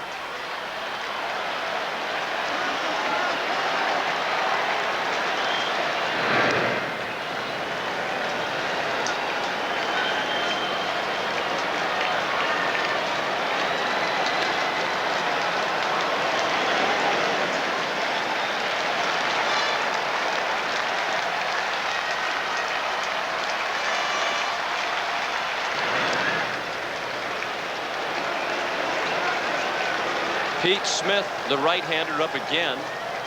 Mike Stanton, the left-hander, up for the first time in the Atlanta bullpen. Ed Yost, the bullpen coach, in the middle.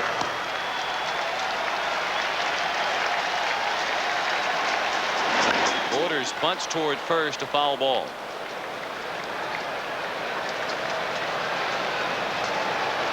Damon Berryhill 1 for 13. He did have the 3-run homer in game 1. And Pat Borders 5 for 11. And he's bunting in this situation? No way. I think he either missed a sign, or if he was sacrificing, I think it's a wrong play. I mean, here's your hottest hitter, right-hander against a left-handed pitcher. You have the hammer. It's a 1-0 ball game. I think you go for the throat in this situation. You don't play add-on baseball.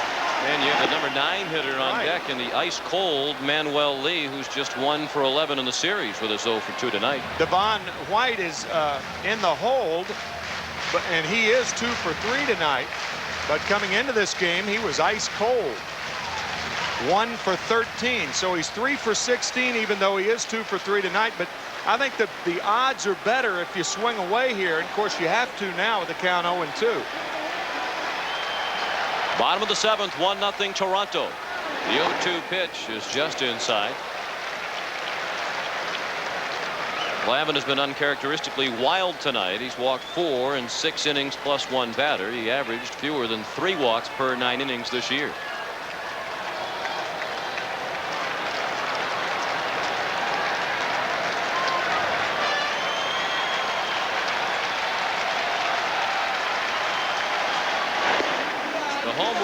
By Borders back in the 3rd was his first in 1992 off a left-handed pitcher. He hit 13 during the regular season, but amazingly all of them were against right-handers.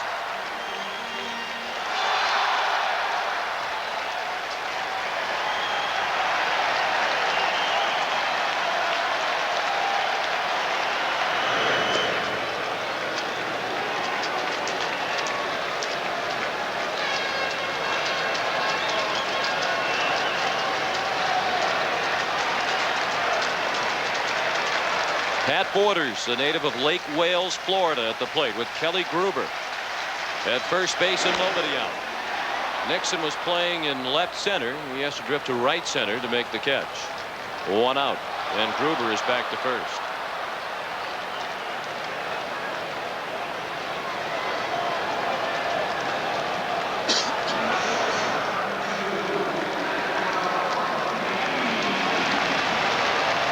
Now Manuel Lee. He's 0 for 2. Has bounced to 2nd and to 3rd. One thing Manuel Lee did this year, he cut down on his strikeouts. Last year he became the only player in Major League history to have over 100 strikeouts with no home runs. That's not a good combination. No. It means your on-base percentage is way, way down. But he did have a much better year this year than he did last year with the bat. Struck out only 73 times and hit 3 homers and hit for a respectable average of 263.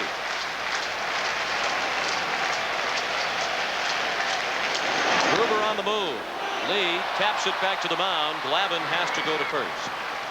Gruber went sliding into second base. Well, now his uniform matches his helmet. Gruber on the hit and run. And all a manager can do for a hitter is try to give him a good pitch to hit.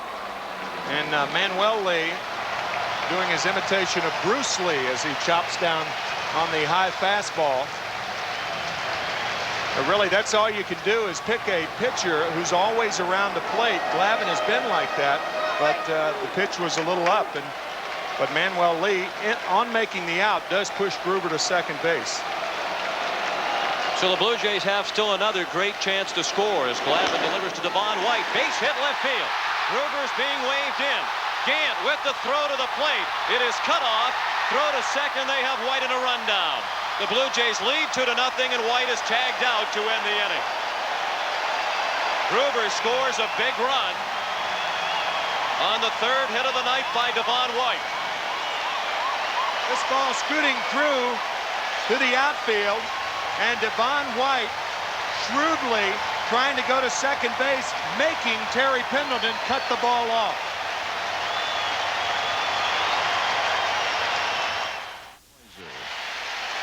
After 7, the Blue Jays lead 2-0 on a home run by Pat Borders in the third and a 2-out single by Devon White in the 7th that brought in Kelly Gruber. Jimmy Key has allowed only 3 hits without issuing a walk through 7. Kelly Gruber still a bit sore. You can see the scrape on his chin as he went sliding head first into home plate with the second run of the night for Toronto. Here is the play by Ron Gant, and what Devon White does, he makes Pendleton cut the ball off. Now you might say, well, Gruber would have been safe at home anyway, but Devon White was making sure by trading an out for a run. Good base running by White. A ball and a strike on Ron Gant. He's fly to right into center. He's the leadoff man in the 8th inning. Brian Hunter and Damon Berryhill scheduled to follow against Key.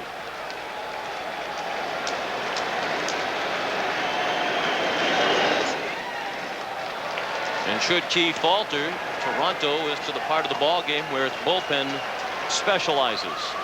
Dwayne Ward, ordinarily the setup man for Tom Henke, and he's warming up with David Wells in the bullpen.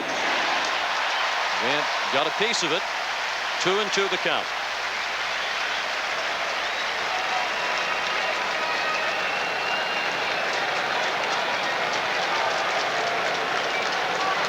Gruber has also been bothered by a sore neck lately, and looked like that was bothering him during the break between innings. The trainer did come out onto the field. Breaking ball hammered past Gruber into the left field corner. It was not touched by any fans down there, and Ron Gant breaks an 0 for 16 with a leadoff double. The first extra base hit of the night for Atlanta, and just the 3rd for the Braves in the World Series. A breaking ball hammered between Gruber and the bag. Kelly way off the bag, of course, with the 2-run lead. It's interesting, had they not gotten the lead to 2 runs to 2-0 with that run, Gruber probably would have been on the line and sucks that ball up.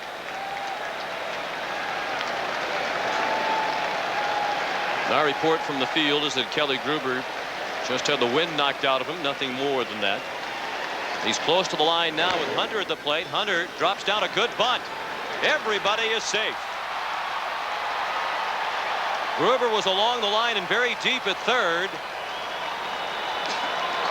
And Hunter bunted the ball past Jimmy Key so that he had no chance at it. Now the tying run is at first base with nobody out. You have an idea of where Kelly Gruber was. He was deep, as Sean said. Jimmy Key has no play. Gruber has no play. And Brian Hunter catching everybody by surprise. That is a terrific bunt by Hunter.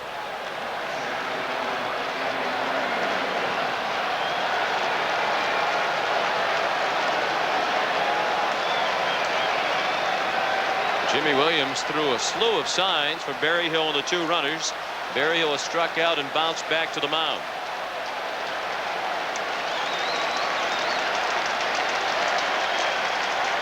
Borders looking into the dugout for help. We're in the 8th inning. Toronto leads 2-0. Berryhill pops up a bunt. Borders fields it in foul ground for the first out. Well, with Berryhill struggling, they were trying to get that tying run in a scoring position, but it backfired as he popped up the bunt.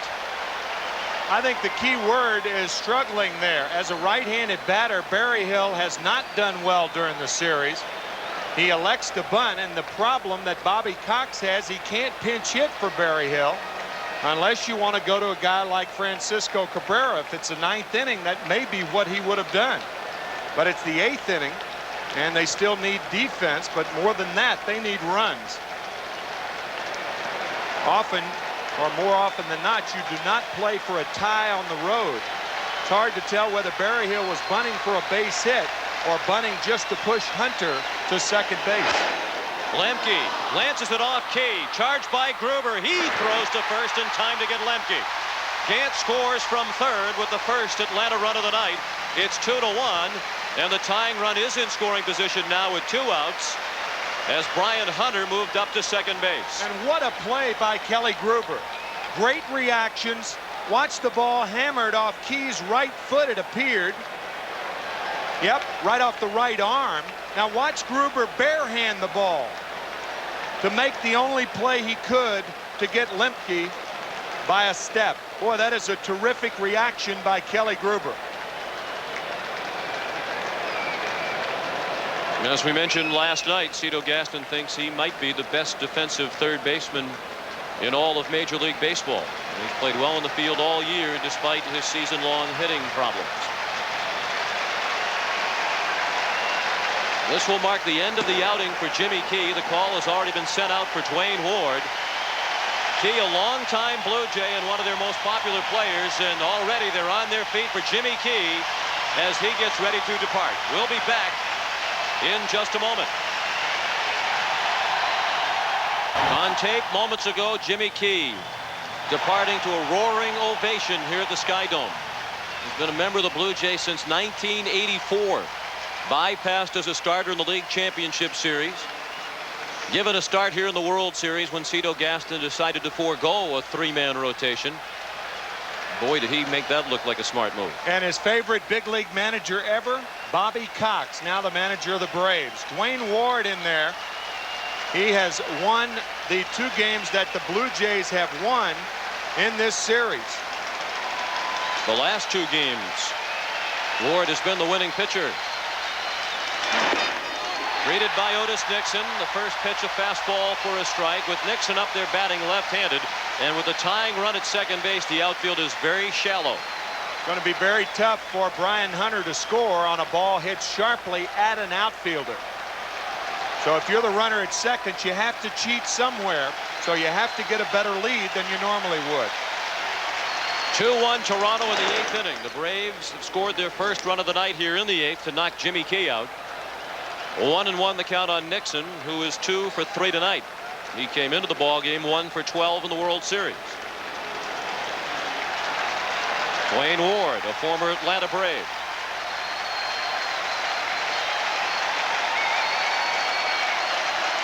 The 1-1 pitch, late swing by Nixon. Brian Hunter, the runner at second with 2 down.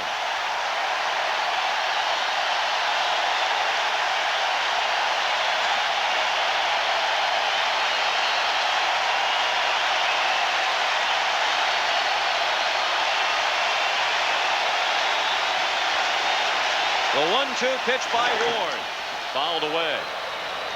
In winning the last 2 games, Dwayne Ward, the first pitcher since Raleigh Eastwick in 1975 to win consecutive World Series games. Eastwick did it for the Cincinnati Reds against the Red Sox.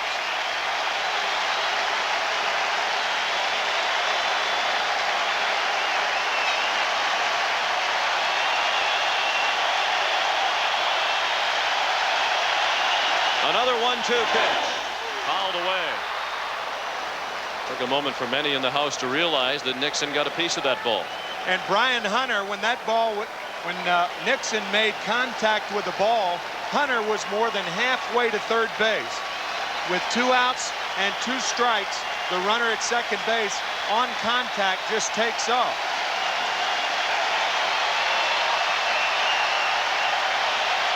Two-1 Toronto. Top of the 8th inning. That is strike 3, and it gets away from Borders. It's up onto the screen. So Nixon is safe at first on the strikeout, and Brian Hunter is moved to third. A tremendous break for the Atlanta Braves. Nixon struck out. It should have been the end of the inning, but Borders couldn't play it. Well, earlier we went back to 1941, and we saw Mickey Owen of the Brooklyn Dodgers on a pass ball with Hendricks the batter, and that won it for the Yankees that year, and he never lived it down. Here it is 51 years later, and there is a strikeout and a ball that gets by Borders. Looked like a splitter from Ward, and now not only do you have a runner at third, but you have speed at first base in the person of Otis Nixon. It's a strikeout for Ward. He's also charged with a wild pitch. Jeff Blauser at the plate. 1 for 3 tonight, a single back in the first inning. Nixon takes off. The pitch is a ball. Borders ignores Otis Nixon, who goes to second with a stolen base. When you think about a pinch hitter in a situation like this, Jeff Blauser has really been struggling. Otis Nixon steals the base easily, but you have Deion Sanders on the bench, and he was 3 for 4 in last night's game. And Sid Bream, another possibility, hitting .375 in the series. Yep. They do have the left-hander Wells throwing in the bullpen. That's down the line. Olerud to Anita play it and end the inning. The Braves leave 2 men in scoring position. On to the bottom of the 8th at the Ruckus Skydome. 2-1 Toronto.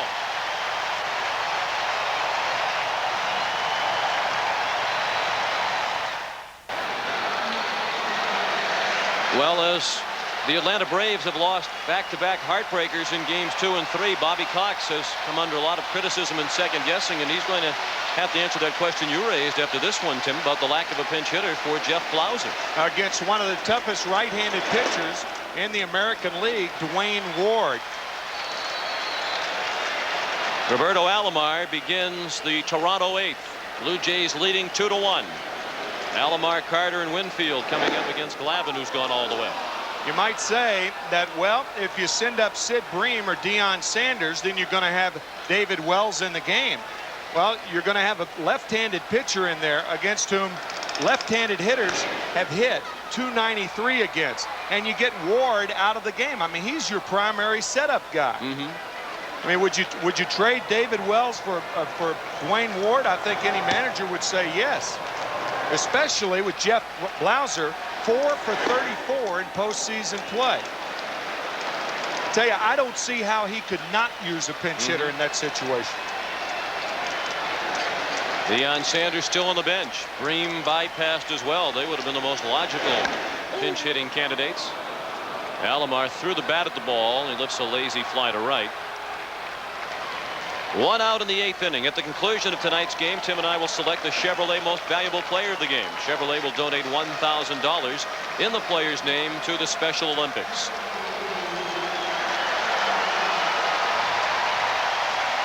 Sid Bream, still relegated to the role of spectator as well. I think you'd go after a guy like Sanders with the tying run on third base, because Sanders can beat out an infield hit. That's another advantage you have with a guy who can run like Deion Sanders. You have the tying run on third base. I think you give yourself every opportunity. Of course, Sanders hadn't faced a left-handed pitcher in a long time. But if he makes contact in the infield, those high chopper varieties, it's a tie ball game. I mean, I think there are a lot of ways to go, but Jeff Blauser against Dwayne Ward is the worst of those ways. Particularly with Blauser 4 for his last 34. Yeah. Swing and a miss by Carter. 1-2 on the Toronto right fielder. He's batting with 1 out in the 8th. The Blue Jays lead 2-1 as they try to take a 3-1 lead in the World Series. Wayne Ward got them out of the problem in the 8th. Carter lines one to short. Blauser caught it.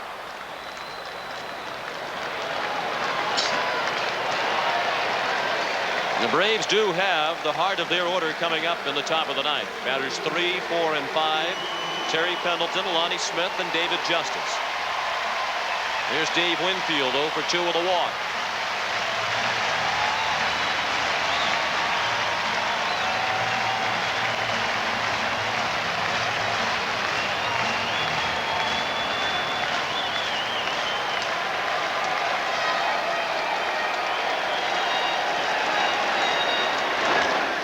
Short again.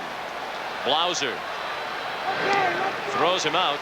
Glavine works a 1-2-3-8. We go to the 9th. Pendleton, Smith, and Justice coming up for Atlanta. The Blue Jays lead 2-1. Nolan Ryan's muscles can ache. So after the game, it's the medicine doctors recommend most for sprains and strains, Advil. For me, it's a couple of Advil, and those muscle aches are long gone. And Advil's gentler on my stomach than aspirin. Today, it isn't aspirin or Tylenol acetaminophen. It's Advil. I feel ready to go another 9 innings. Advil, tablets and caplets, advanced medicine for pain. Tom Henke with 1 save in this series. In postseason play, he's 2-0 with 3 saves.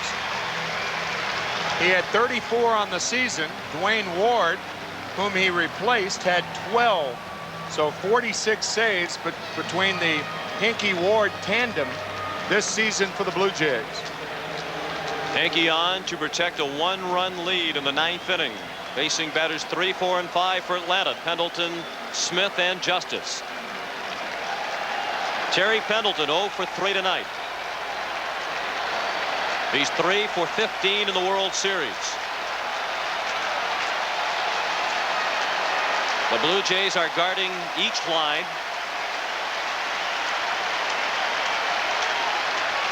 And Henke's first pitch is a fork ball for ball 1.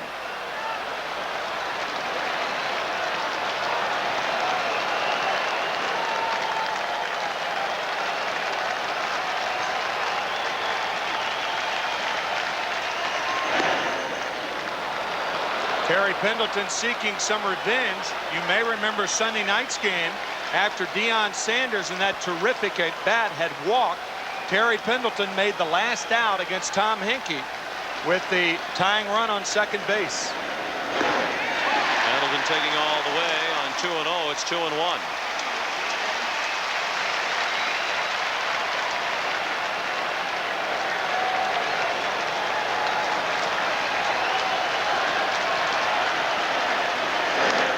Fastball fouled out of play. Now it's 2-2. In winning games 2 and 3, the Blue Jays made World Series history. It was the first time in World Series play that a team has come back to win 2 consecutive games in which they trailed in the 8th inning or later.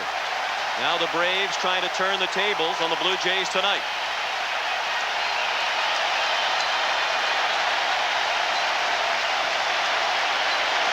The 2-2 pitch. He struck him out.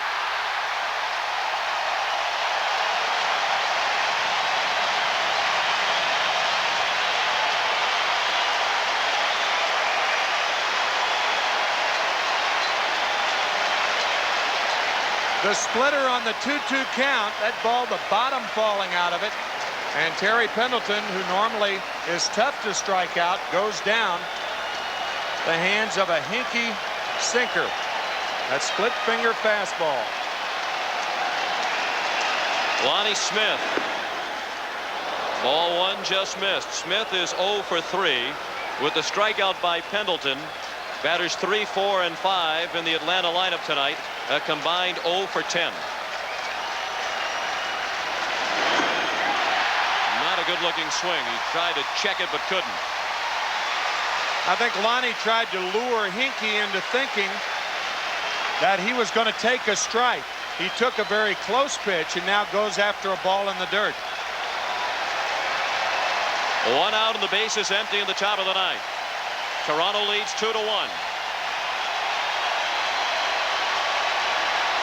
The 1-1 to Smith. Bounce foul, and now it's 1-2.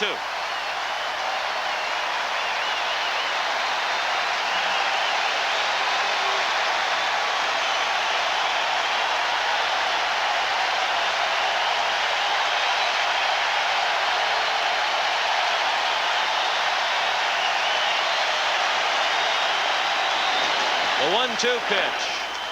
Bounce back to the mound. Henke stumbled a bit, but threw him out.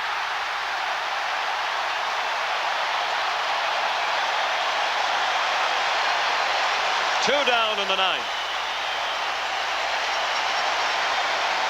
Henke falls to the first base side, recovers,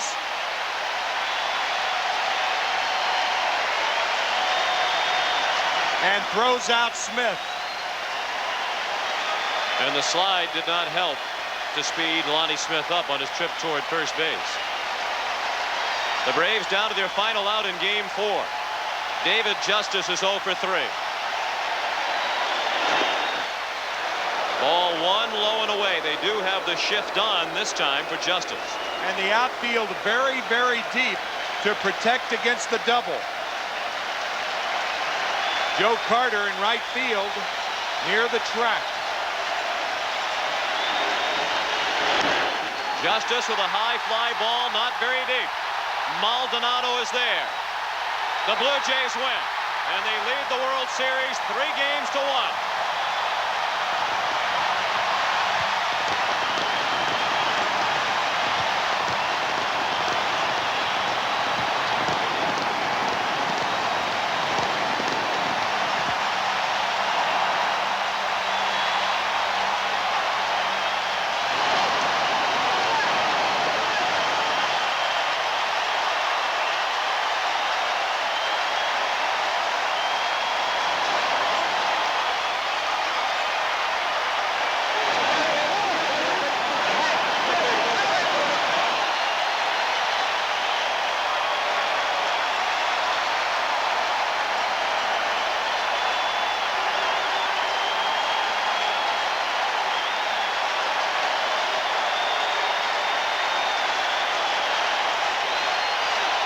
Tom Henke saves it for Jimmy Key as the Blue Jays win Game 4 by a final score of 2-1. We'll be back to Skydome with Pat O'Brien and Jim Kaat in just a moment. They are getting used to celebrating. Toronto is now 1 game away from winning the 1992 World Series, and obviously the first World Series for a Canadian team and for this franchise, which has been frustrated for so very, very long. Let's go down in the field now to Jim Kaat. Jim? All right, thanks a lot, Pat. A couple of heroes in tonight's game, and one will join us later, Jimmy Key, the winning pitcher. But Pat borders a phenomenal off-season hitting, or rather postseason, and also an outstanding job of catching. First, let's talk hitting. You look like your swing is a little shorter and more compact, is it? Yeah, I haven't been trying to hit the long ball. I'm just trying to get a couple hits so maybe we can score some runs. And you know, this one here happened to be a changeup up in the zone, and didn't get real good wood on it, but it kind of scraped the back of the wall getting out of here. Larry Heisel, your hitting coach, says you are more selective now, and that seems to be a bit of improvement also. I think that's due to I'm just trying to hit the ball instead of trying to hit home runs and do a little power hit, and just trying to hit the ball up the middle and stay on it, and it's giving me a better look at the ball. Talk about Jimmy Key's performance after not pitching much or at all really in postseason as a starter. He was sharp as if he'd been out there every 4 or 5 days. Well, the last 5-6 starts he's had, he's thrown the ball real well. He's had great control, and today he had that same great control. He threw one game in Oakland, at Oakland, during the playoffs there, and he threw the ball with great control there. When he's got his control, he's a real tough pitcher. He's similar to Glavine. All right, let's talk about your big moment, and we're going to get a look at it right here, the home run. You said this was a changeup? Yeah, it was a changeup in the middle of the plate. I didn't know if I got enough of it, but like I said, it scraped the back of the wall. All right, Pat, congratulations on a great night. Another one of tonight's heroes, Devon White, not only tonight, but last night. And Devon, first of all, the feeling after getting the RBI that knocked in run number 2. Well, it's a great feeling. You know, we needed that insurance run, and it proved to be a good one. Last night, I think your play turned the series around, that catch, and yet you said that might not have been one of your best catches. Well, you know, in the World Series, it's got to be my, my best catch, but I've been making plays like that throughout my career, but that one is just pretty much magnifying. Well, it's a special one. It helped the Blue Jays. Let's go back to Pat O'Brien. Is noted that another catcher is the hero of this ball game and aptly named with Canada and the United States, Pat Borders. We'll be back in a moment from Skydome. The celebration continues.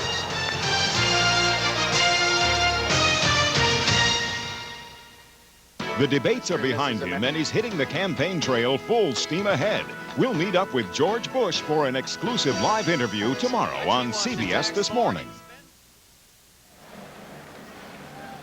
For those of you who keep track of these things, and we know a lot of you do, this was the fastest game in World Series history in the last 7 years, 2 hours and 21 minutes, and at that rate, maybe even Sean O'Brien saw the game tonight. The Blue Jays win 2-1. The Chevrolet player of the game is Jimmy Key of the Toronto Blue Jays. Chevrolet will donate $1,000 in his behalf, American, to the Special Olympics. Let's go down to Kitty Kaat. All right, Pat, the two quick-working lefties. In fact, the pitching in this series has been fantastic. Steve Avery and Tom Glavine, remarkable pitching in a losing effort. Why? Because of Guzman last night, and tonight Jimmy Key. And coming off 16 days of rest and having that kind of control, how did you stay sharp with all that rest? Well, I just tried when I was through on the side during the playoffs and during this World Series, I tried to really be focused in what I was doing, and because I knew I possibly would get a chance, and I wanted to be on my best, and it paid off tonight. I had the ball where I wanted to after the first inning. I got very fortunate in the first inning. I felt they hit a couple of balls hard. We caught them, and then after that, I started getting the balls in the zones I wanted them, and when I do that, I usually pitch very well, and things rolled along pretty smoothly for me. Great reception coming off here from this crowd. You've been a favorite here a long time. That feeling walking off the mound. It's probably the best feeling I've ever had here. You know, I pitched in the All-Star game here last year, but to pitch like this in a World Series in front of the home crowd, it's been a great career for me here, and we'll see if I'm back next year, but I really enjoyed tonight. I had a lot of fun with it. Jimmy Key, tonight's winning pitcher. Let's go back to Pat O'Brien. All right, Kitty, and speaking of pitchers, of course, it's not over until it's over, the old cliche, but the Braves must now beat Jack Morris, David Cone, and Juan Guzman to win this thing. We'll be back in a moment. Stay with us.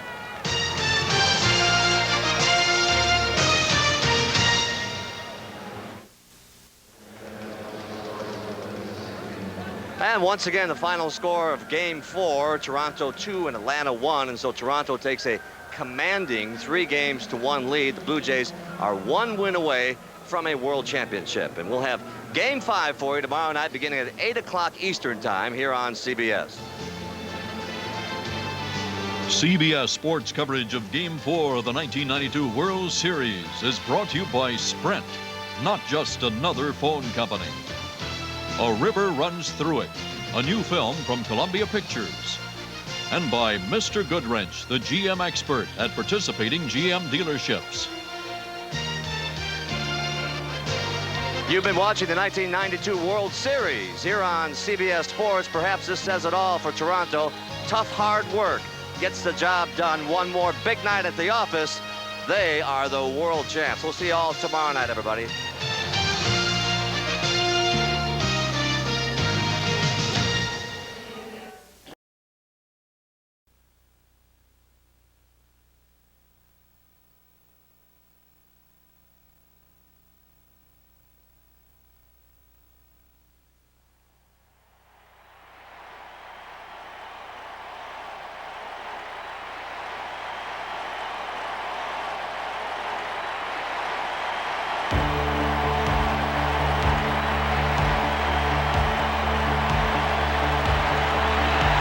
Jays 1 strike away from the World Championship. The 0-2 pitch. Slap to the left side, a hit. Blazers being waved in. Maldonado's throw is over everything. It's a tie ball game. Oh, no. Could it be happening again? Was history coming back to haunt the Blue Jays? We've gone through some very tough stages where pitching died. Then we got stages where the offense has died. But I think each time it's happened like that, we didn't look at it like, oh gosh, here we go, we're gonna start falling now. We just kept it going and just kept on working hard, and to me, that shows a sign of a true champion. 2-2 the score with 2 men on. 2 outs. The runners go on the 3-2 to Winfield. Down the line, a base hit. Into the left field corner. White has scored. Alomar comes around. The ball gets away from Gant. It's a 2-run double for Dave Winfield. And a 4-2 Toronto lead. I wish that there had been someone around on opening day just to see how focused this team was on what they wanted to do. And they have not stopped from day one. Mike Timlin saved only 1 game this year. Now he's on to save the biggest win in Toronto Blue Jay history. With a tying run at third and 2 down in the bottom of the 11th. 4-3 Blue Jays. Timlin. Nixon bunts. Timlin on it. Throws to first. For the first time in history, the World Championship banner will fly north of the border. The Toronto Blue Jays are baseball's best in 1992.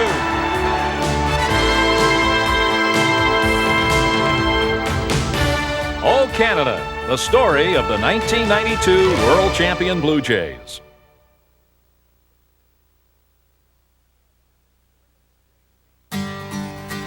When the Blue Jays came to Dunedin, Florida last spring, they were, like any team coming off a division-winning season, a blend of cool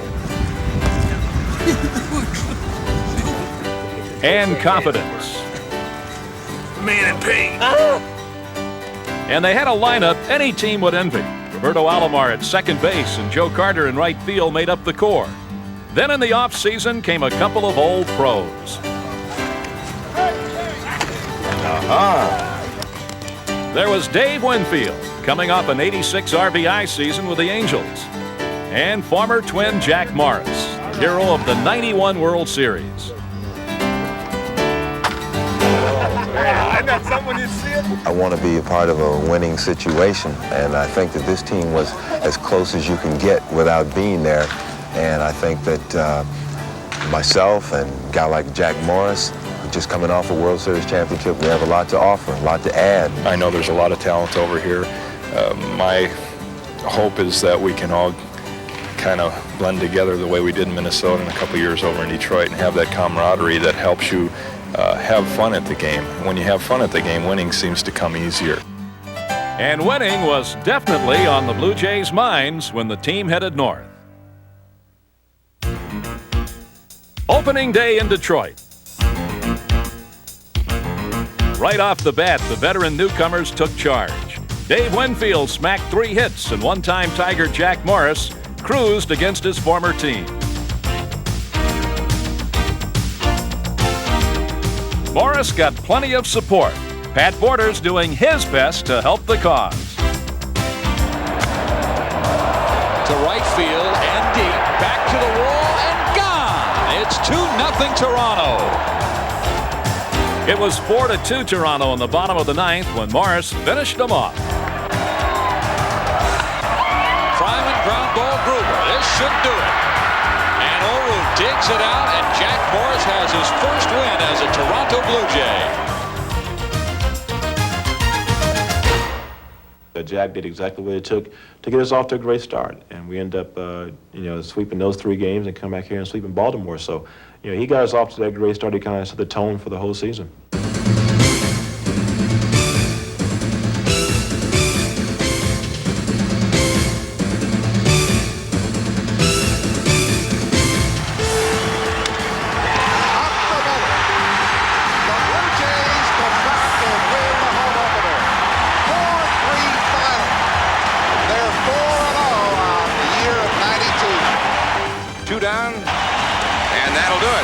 The Blue Jays are now 5-0, and they make it 2 in a row over the Orioles.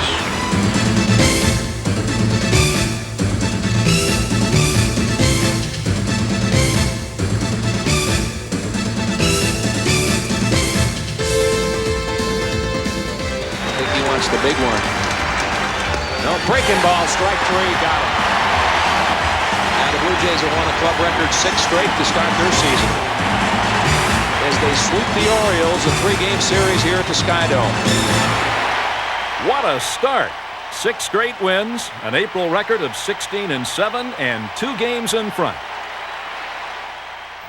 The Blue Jays were rolling, and so was Dave Winfield. Off to a hot start, he hit .375 in April and gave the Blue Jays the designated hitter they'd been looking for. To Toronto, Winfield was Mr. Everything. And when the Blue Jays were down, like in this May 7th game in Seattle, they knew who to turn to for help. This was a game Seattle was beating us. We were down by 4 runs going into the last. I just kind of looked at it and said, if I get up, I have a chance to win the game, but there'll have to be 2 outs and the bases loaded, and that's what materialized. 2 balls and 2 strikes. Slide there, belted deep to left field. Mitchell to the track, to the wall. Grand salami time. Toronto leads it 8-7.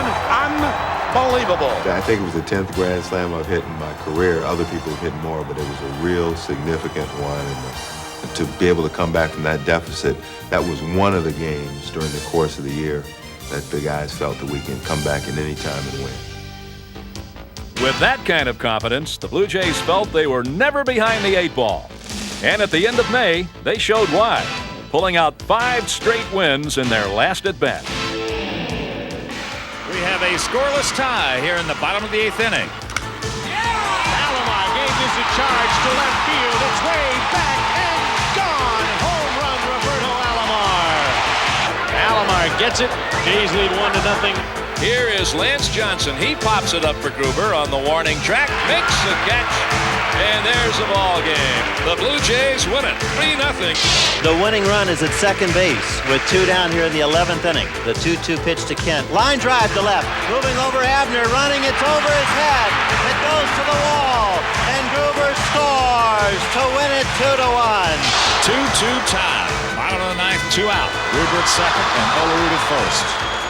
The pitch. A swing and a line drive, base hit to left field. Here comes Gruber. Here comes a range throw. A slide. Safe! The Blue Jays win. Greg Myers out of sick bay with the game winner. Final in this one, 3-2. 10th inning for the Blue Jays. High ball, left center. Will it fall in? Yes, it does, and it bounces over the head of Kirby Puckett. He's headed for the wall. White's headed for third. He's running hard. He may score. Devon White hustling to home plate. An in-the-park home run, and the Blue Jays lead 4-3. Team's won 4 straight in its last at-bat. Perhaps number 5 tonight. Ground ball up the middle. Puckett charging it hard. Up with the ball. Borders is headed home. The throw. Borders is safe. A 2-run lead for the Toronto Blue Jays at 7-5. Winning the hard way was doing wonders for Toronto's confidence. So was coming to Yankee Stadium in early June with an offense that was pumped up and raring to go.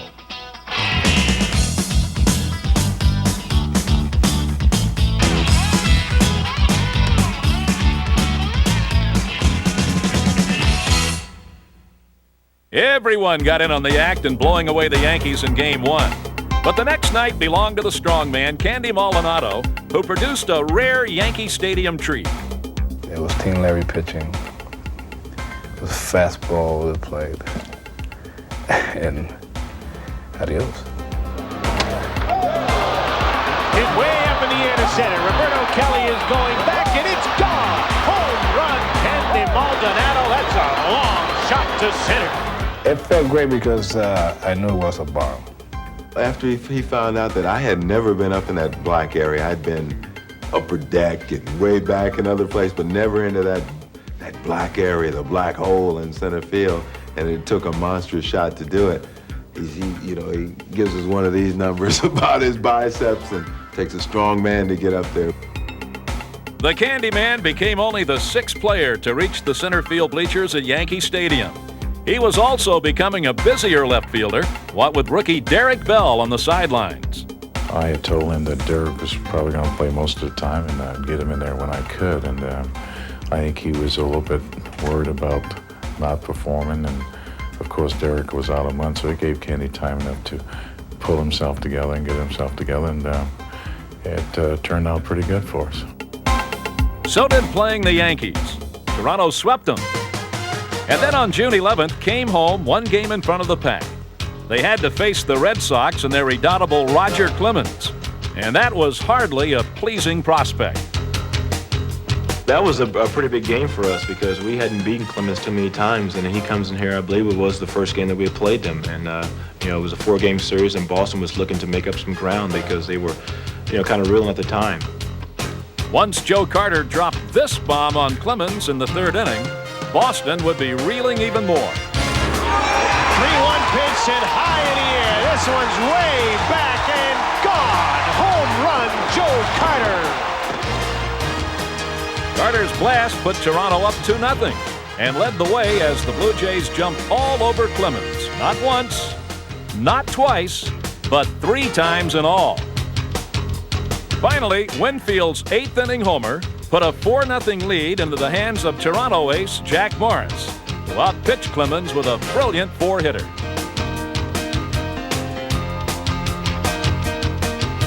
With the win, Morris ran his record to 7-3. He was winning big in the first half, and so was Juan Guzman.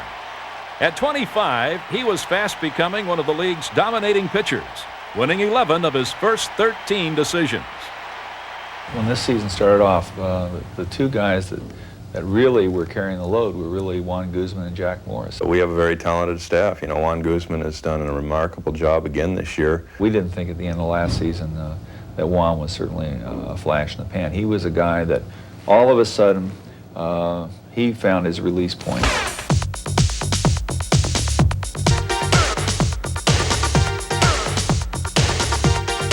Juan Guzman is really starting to become so popular that people are saying, yeah, I got tickets to the Guzman start. This kid's got great stuff. Big pitch. Got it. He just reared back and blew it by it. Certainly one of the best talents in the American League so far. He got good stuff. When you throw 95, 98 miles per hour, you don't have to worry about nothing. All you have to do is strikes. There's strikeout number 5, and Guzman's now tied for the American League lead with Clemens. 3 up and 3 down, and a great start for Guzman. Watch this. Ground ball, knocked down somehow by Guzman. What a performance by Guzman. Yeah, I got tickets to see Guzman. Of course, when pitchers needed help, their friends were always there.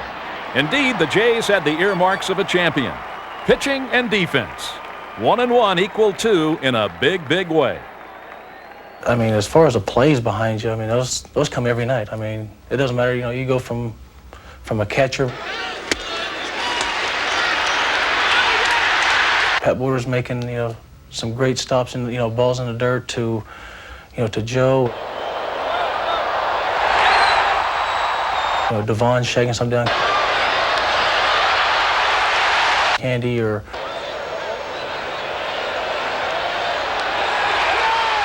Robbie, these guys diving for stuff, or John Olwood even diving for stuff.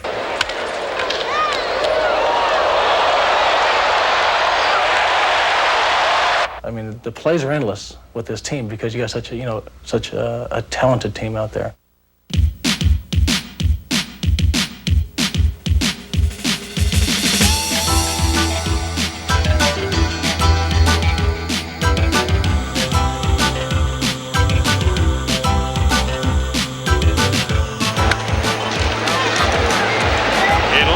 Ball is gone. Maldonado running hard. Nice play by Manny Lee.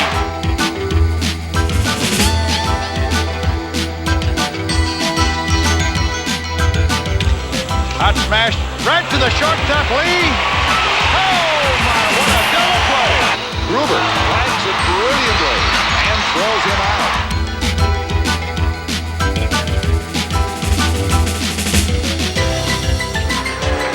Runners going.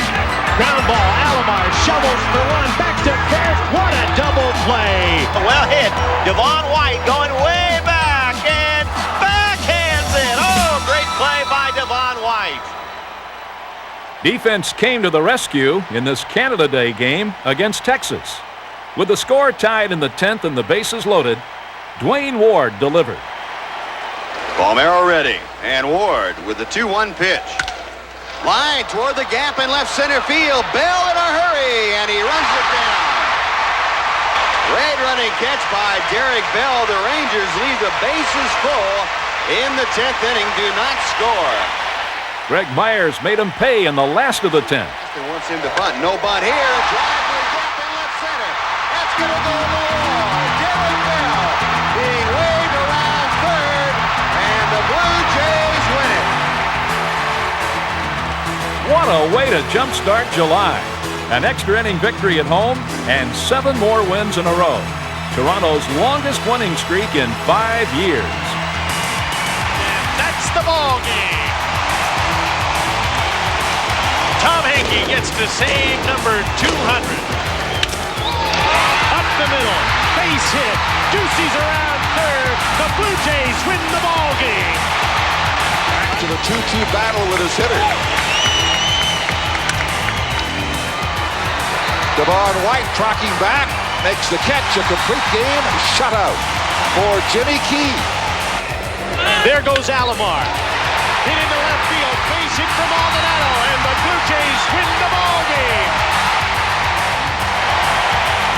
Alomar took off, Maldonado got the hit, and the Jays have won 8 in a row. With all the momentum on their side, the Blue Jays marched into the All-Star break with a 4-game lead and a tie for the best record in the majors. But Toronto would have to put its momentum on hold while baseball packed up for San Diego. It was All-Star time, and for 3 Blue Jays, a proud night. Come on, Joe. Making the most of his first appearance as an All-Star, Juan Guzman pitched a scoreless inning of relief. And being at this All-Star game was a special thrill for ex-Padres Joe Carter and Roberto Alomar. Okay, which side you hitting better from? Right side. Right. 366. Uh-oh. So I should shade you to pull then. It was a great feeling. I think so. You always remember where you came from the first time, where you played the first game in the big leagues, and I was real happy to go back to San Diego and see some of the friends. We were very happy. I mean, I could not have pictured a better scenario. Being traded from San Diego, and then my first All-Star game was right here in Toronto, hometown, and then the second All-Star game was in San Diego, where you just came from. I mean, I had a lot of friends and family there who we wanted to go back and see. My kids enjoyed it. My wife enjoyed it. Everything was great about it. And for us to play, myself and Roberto to play, in front of our, ex-hometown fans was quite a thrill. And then for both of us to start, I mean, that was also a dream come true. We were out there. We had a great time. We, put together 7 hits there in the first inning. Robbie stole 2 bases in the second inning to tie the Major League record. So we enjoyed it and we had a great time there. For Padres fans, seeing some old favorites may have felt like old times. But to grateful Blue Jays fans, Alomar and Carter were bringing Toronto the best of times. The one thing about Joe and Robbie, the thing you can say about both of them is that they enjoy playing baseball. And you can watch them on the field. These guys enjoy playing baseball. They're having fun doing it.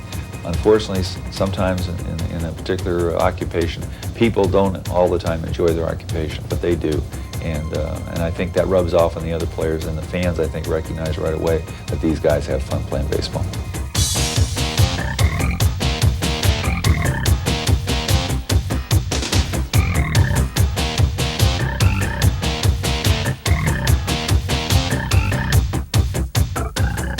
In Alomar, the Blue Jays have an outstanding second baseman who many say has become the best all-around player in the league. Well, what can you say about Robbie? Robbie's just an all-around great player, not only as far as his offense. Early in the year, he picked us up a lot of times, big hits, big 2-out hits, big win-and-run hits, great plays, loves to play the game. Day in, day out, he's given more than anybody else on the team. He makes the tough plays, and he gives 100% of his body, too. He never dogs it. He must have a real tough mental approach to the game. He's real tough mentally, I guess, because he comes out there and he's there to play every day very hard. No one appreciates Alomar's contributions more than those who play with him day in and day out. He's getting better and better with age. And, being 24 years old and, already had 4 years up under your belt and, 3 as an all-star, I mean, the guy's just going to get better and better. You say Roberto Alomar and you put 3 dots beside it.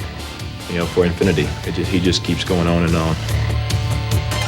Here's Alomar. That's why he's an all-star. Alomar goes out and just cranks this one. There goes Alomar. Takes it to second safely.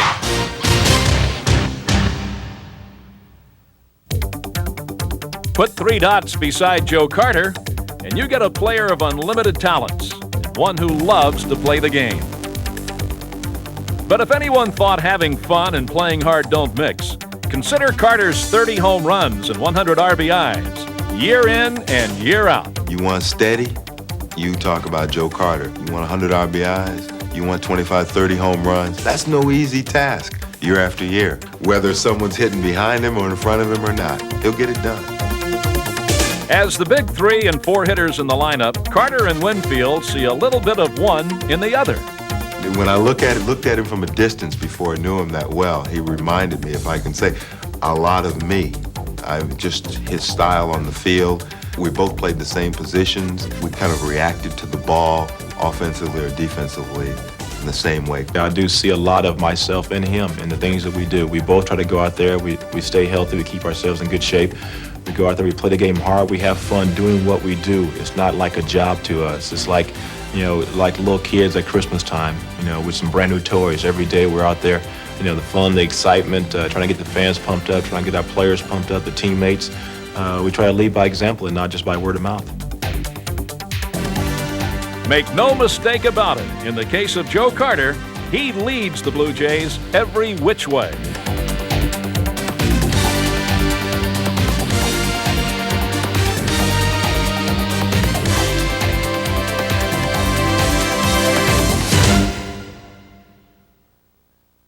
As great a year as Carter was having, he and the Blue Jays slumped after the All-Star break. On August 4th, they hit a real low when a muscle pull in Juan Guzman's back put him out of action for 15 days. The Blue Jays staggered through the month. On August 10th, their lead was down to 2 games, and the second-place Orioles were in town. Suddenly, pennant race was on everybody's minds. You see the Skydome. The Orioles and the Toronto Blue Jays are about to have at it. The first series of the year that starts feeling like a pennant race is underway. With the pressure on, the Blue Jays went to the long ball. In Game 1, they got home runs from the usual power sources: Joe Carter, Candy Maldonado, and Dave Winfield. Each of them hit a 2-run homer, and Todd Stottlemyre kept up his career hex on the Orioles, pitching 7 strong innings and beating them for the 6th straight time. And so, Toronto is 3 up on the Orioles as they clobbered the Orioles and deflated the Orioles Express. And Toronto, by virtue of that, is 1 up in this series. But in the next 2 games, the Blue Jays got clobbered themselves, shut out in one and outscored in the other 11-4. And the lead was down to 1 game. Looking to regain their winning perspective in Game 4, Joe Carter cut loose for the 3rd time in 4 days. His 26th homer put the Orioles behind early. What's more, they were positively stymied by Doug Linton, who was in the midst of a brilliant first Major League start. Fastball is bounced up the middle. Roberto Alomar up with it. And Doug Linton has now retired 15 consecutive Oriole hitters. Linton allowed 3 hits in 8 innings, good enough to collect his first souvenir as a major leaguer and put the Blue Jays 2 games in front. Linton's debut turned out to be a bright spot in an otherwise bleak stretch for the pitchers who were going through a bad time. And as the pennant race wore on, the Blue Jays had reason to worry. But on August 27th, General Manager Pat Gillick gave the pitching staff just the lift it needed when he snagged one of the top pitchers in the National League, the Mets' David Cone. Believe it or not, about 2 or 3 days before it happened, we were sitting on the bench. I can't remember exactly where we were at, but I was talking with a few of the players, and I was saying the 2 best pitchers in the National League are the 2 best pitchers I thought had the best stuff in baseball, was 1, Denny Martinez, and 2 was David Cone.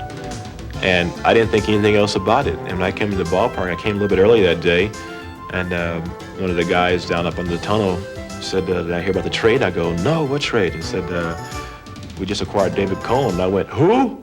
I was like, no way, we just got David Cone? They said, yeah, for Jeff Kennett, play to be named later.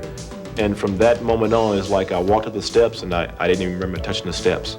You know, because I was just so excited to be talking about the guy 2 days before, and now all of a sudden he's on our ball club. In reality, this is an extremely excellent opportunity for me to be, here on a great team and a great organization, a city that's really hungry to win, and a team that has a good chance to win. And I'm very fortunate to be here. It showed what the organization was made of. They're not afraid to go out there and spend some money to get what they needed. And right then, we needed a big boost. And going out there and getting David Cone just solidified the whole ball of wax for us.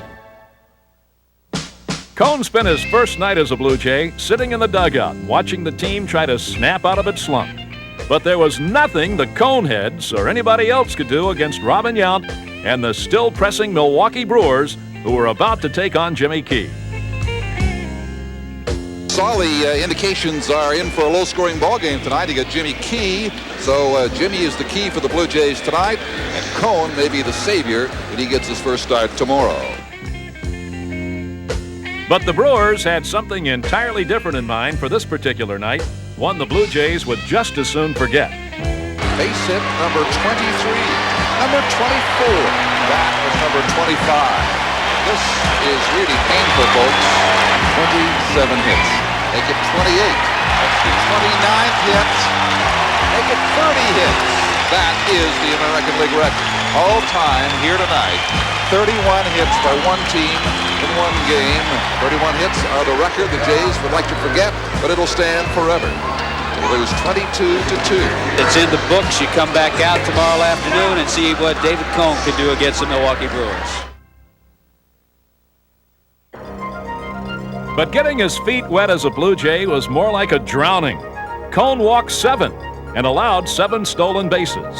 Still, the game might have been an omen, because it marked the last time the Blue Jays would lose twice in a row.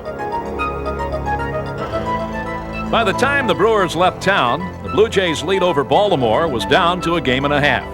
The good news was that August was mercifully coming to a close.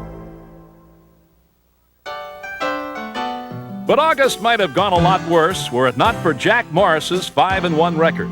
Even in pennant race time, he's a man who never gets rattled. Pressure is something that I'm sure is out there somewhere, but I haven't really looked at it too much, because I found out at an early age that in our profession, just like in any other profession in life, all you can do is give it your best, and you're the only one that really knows what that is. And whatever other people expect of you is irrelevant, because you know in your own heart, in your own mind, that was the best I had, win or lose. And it's easy for you to go to bed at night knowing that was your best effort. He's the type of guy that goes out there, he gives you innings, he never gives in to the hitters, extremely aggressive. There's a prototypical starting pitcher today that you'd want to pattern a young pitcher out of, it would be follow Jack Morris. Winning makes the summer go by fast and you smile a lot. And every time I'm on a quality team, a team that can win, I tend to smile a lot more. It's enjoyable. Nothing was more enjoyable than seeing Dave Winfield's clutch bat turn him into Mr. August. Here is the designated hitter, Dave Winfield. He has had a very good season for these Toronto Blue Jays and has displayed that style and class of a winner.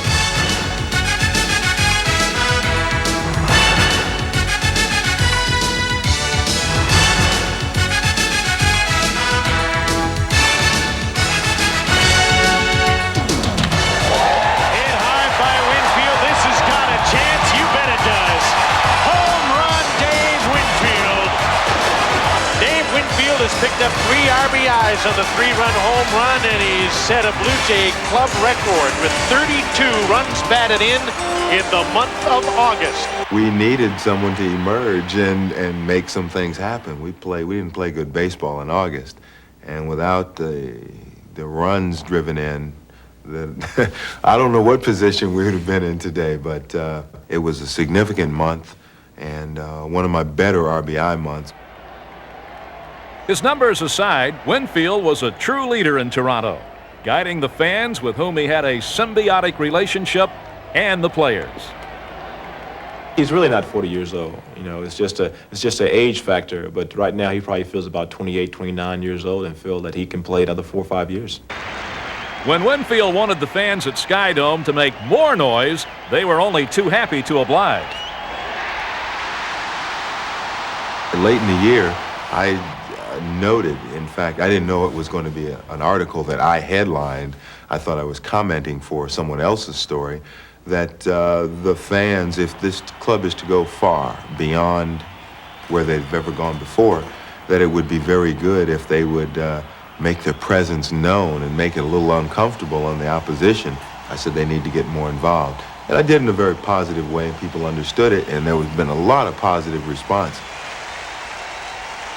There was no response more positive than the one Cito Gaston got every time he summoned his 2 aces from the bullpen. Dwayne Ward was outstanding as the setup man, at one point tossing 21 shutout innings.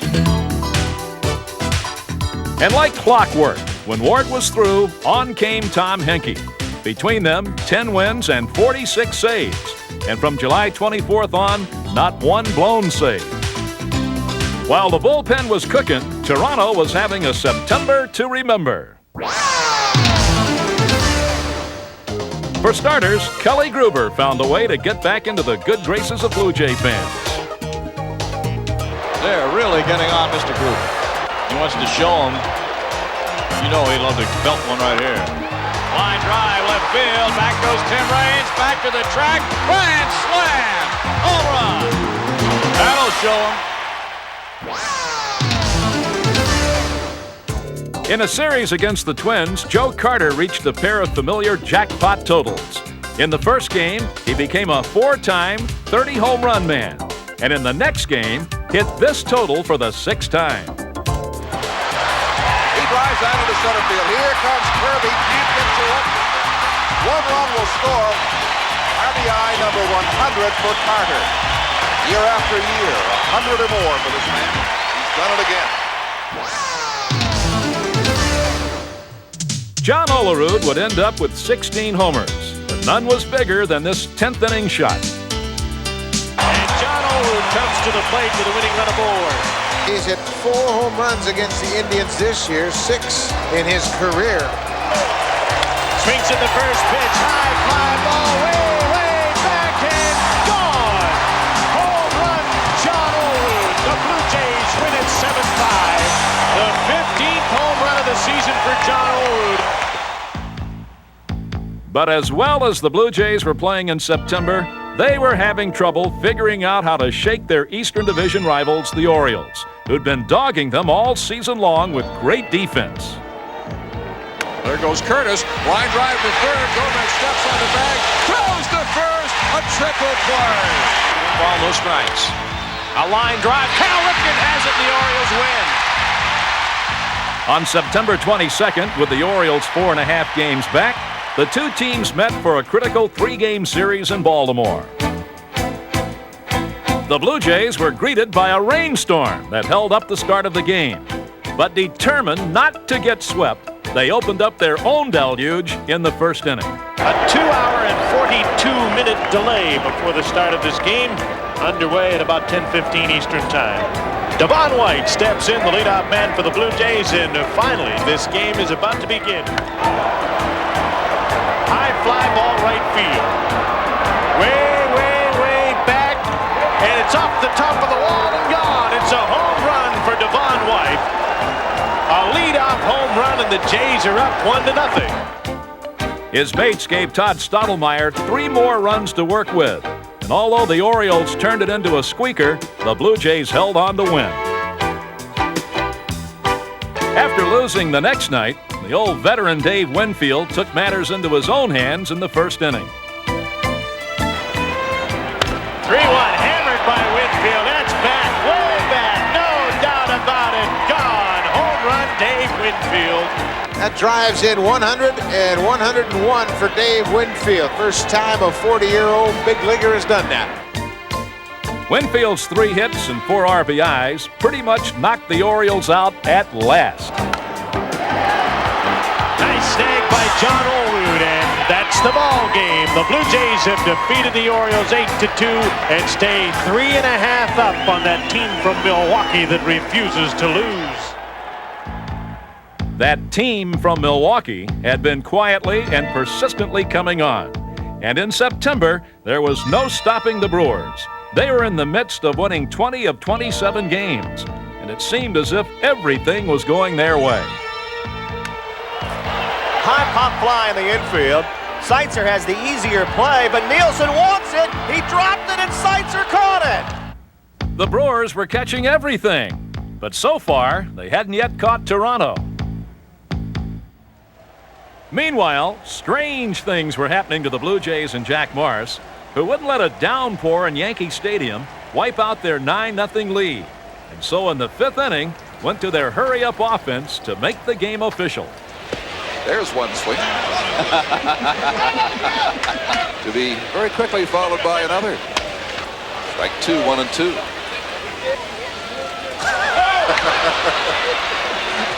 Well, that is one of the strangest strikeouts you will ever see. The game was finally held up for 2 hours, but after the rain delay, a gutsy Jack Morris completed his mission and became the first Blue Jay ever to win 20 games. Now with a week to play and Toronto's lead at 2.5, the pennant race came down to the Blue Jays and the Brewers going at it from a distance. Mattingly, shallow left, Maldonado with a catch in the rain. And that should do it. The force on Grosses ends the ball game. The Brewers win their 17th in 23 games here in September to keep the heat on the Toronto Blue Jays. This is lashed into right field, but there is Winfield to reach and make a fine catch. Supreme effort, the crowd rises to acknowledge it. Here's the 1-2 pitch. And a fly ball hit to shallow left field. Calling for it is Listash, and Listash makes the catch. And Milwaukee has inched closer to the Blue Jays. 2.5 games. Toronto lead over Milwaukee, 2 in the loss column, and it's getting close. Here's the 1-2. Henke to Plantier. Fly ball to left. And the magic number is 3.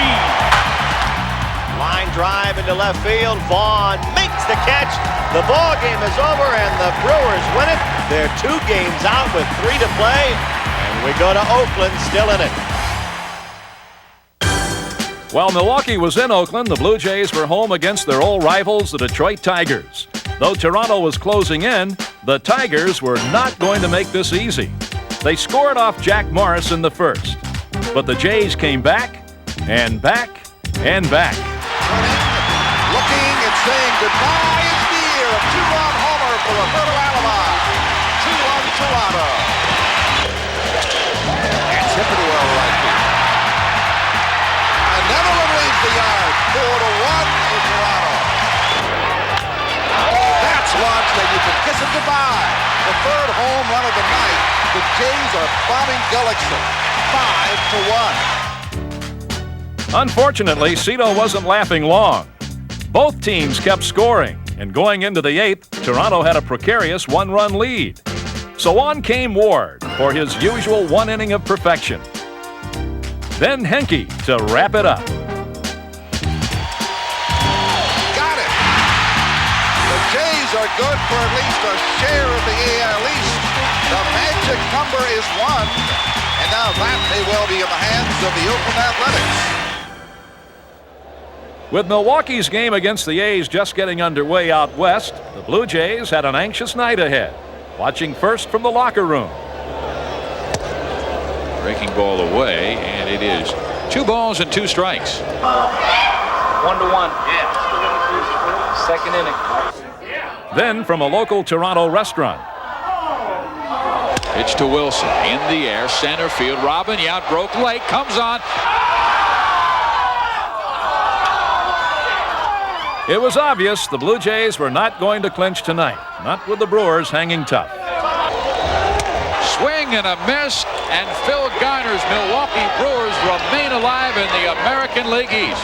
Well, the game's on the line, though. Those are your money players. He came through with a big catch. Those things happen, but, destiny's still in our hand. The next day, October 3rd, clinch was on everybody's minds. And the Blue Jays wasted no time getting to the Tigers early. In the first inning, Joe Carter took destiny into his own hands. 1-0 pitch. High ball, center field. Phillips going back, running out of room. Home run, Joe Carter. Number 34 for Carter, and a kickstart for the Blue Jays. 2-0 Toronto.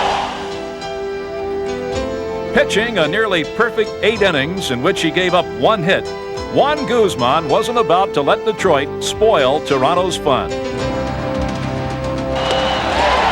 That's all for the Tigers in the 5th. He teased them by opening the door just a little, and then he just slapped it on their foot. With a 3-1 lead, the Blue Jays would finally get the last laugh. But with Henke unable to finish, Dwayne Ward got the call. Bases loaded, 2 outs. The Toronto Blue Jays are 1 out away from the American League East title in 1992. There's a pop-up. All the road is under it. And the Toronto Blue Jays are the American League East champions in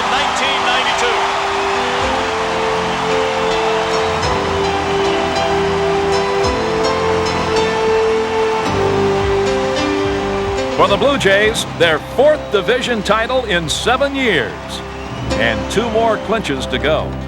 I know that we want to go as far as we can, and that's to win the World Series. But it is tough to win a division, especially this division. I think it was a little bit underrated this year. It's a tough division.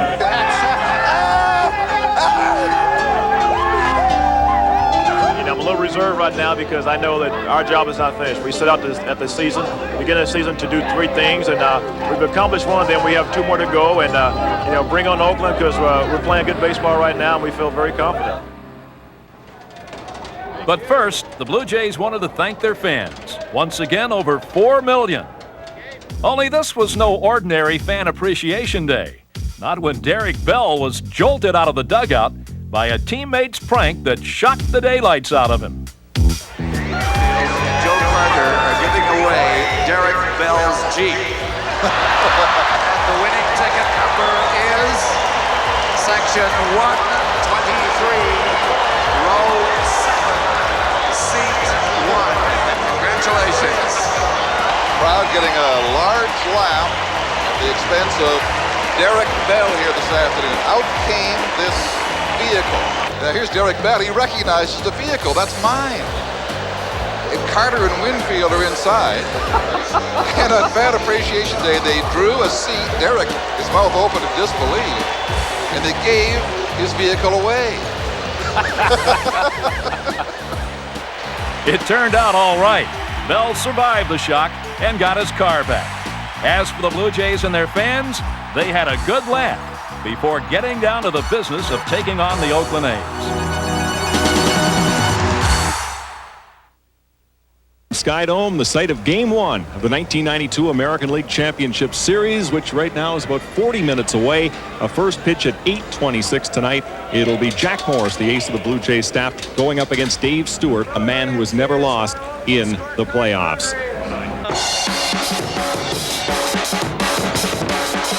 Let's go Blue Jays! We played some really big series against Baltimore and Milwaukee down the stretch, 4-game series, and won some big games. I think that's prepared us for the playoffs and World Series this year. I think everybody is as relaxed as I've ever seen them.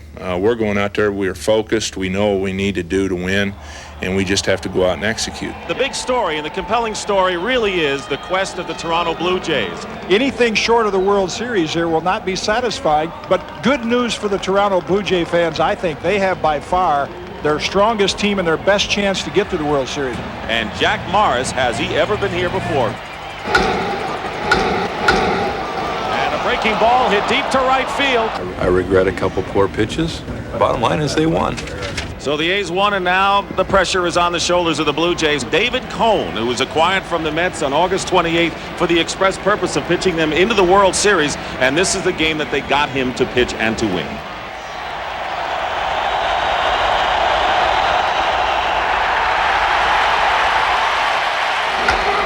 Drive hit deep to left field by Gruber. Way back. It's gone. A home run.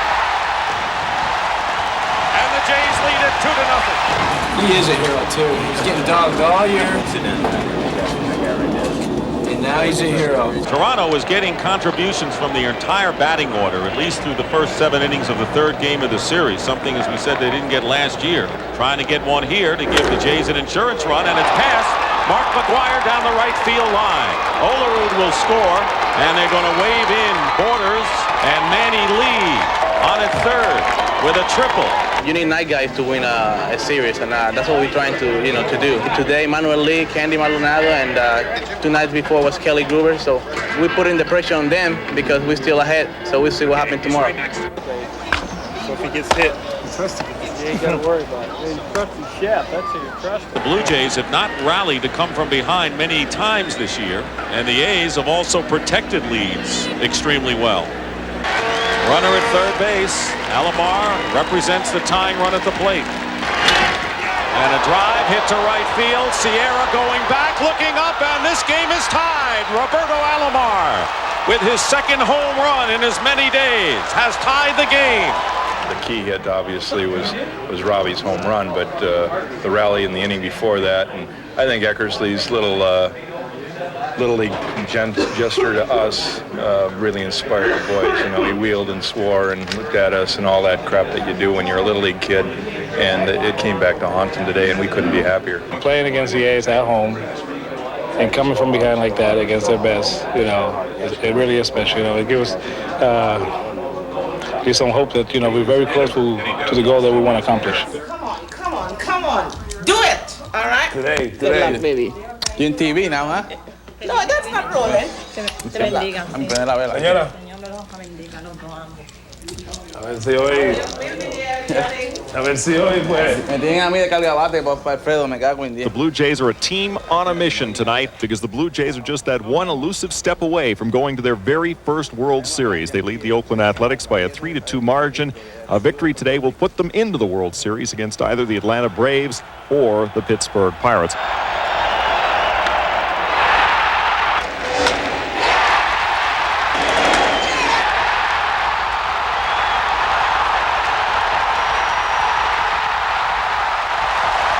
When this series started and people said it just may be Toronto's year, it just may be Toronto's year. High fly ball toward the line and left. Calling for it is Maldonado, and the Blue Jays have finally won the pennant.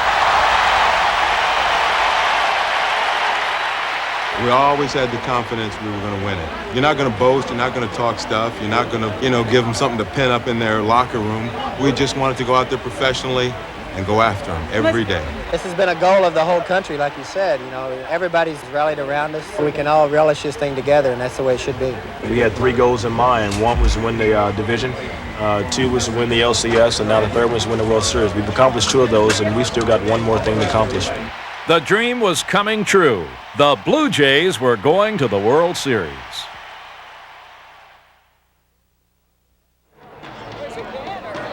And so, proudly representing the country of Canada, the Blue Jays headed to Atlanta for the first ever Global World Series.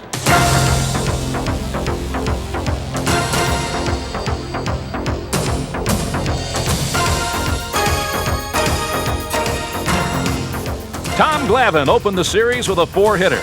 But 2 outs from victory in Game 2, Atlanta got a jolt from the Jays. Braves trying to take a 2-0 advantage in the 1992 World Series. And now Ed Sprague to bat for the pitcher Ward. He was 1 for 2 in the league championship series against Oakland. Well hit to left field. To the wall, Deion Sanders. Home run, Ed Sprague. Off the bench with a pinch hit 2-run homer off Jeff Reardon to give the Toronto Blue Jays a 5-4 lead. I was just fortunate enough to be in that situation and come through. I didn't think about, hey, I'm a hero or this or that or whatever. I didn't think anything of that. I was just thinking, we got the lead and we got a chance to win a game and go back to Toronto, even up. But first, in a gesture of goodwill, the U.S. Marine Corps color guard wanted to make amends for accidentally flying the Canadian flag upside down before Game 2. To correct this unfortunate error, and show their true respect for the Canadian people, the Marine Corps has requested the privilege of again carrying the national flag of Canada. Time now for the first World Series game ever in Canada. They love you here, man. In Game 3, it was anything but love that Kelly Gruber was feeling when his 8th-inning error cost Juan Guzman a run. But in the last of the 8th, Gruber atoned. Well hit down the left field line. Sanders watching it go. Home run, Kelly Gruber. Gruber tied it, and in the bottom of the 9th, Candy Maldonado sealed it. And Maldonado takes an 0-2 pitch to deep center to win the ball game. On an 0-2 pitch, driving in Alomar with the winning run. Toronto takes Game 3, 3-2. Game 4 belonged to the odd man out, Jimmy Key. In his first postseason start of the year, Key was nothing short of magnificent. Key, a long-time Blue Jay and one of their most popular players, and already they're on their feet for Jimmy Key.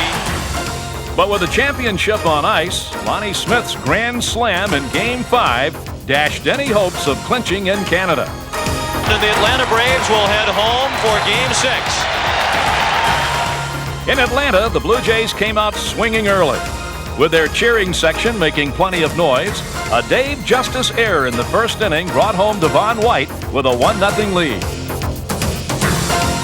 The Braves tied it, and in the 4th, Candy Maldonado untied it with a leadoff homer. Neither team could manage another run as the game turned into a tense, hard-fought affair.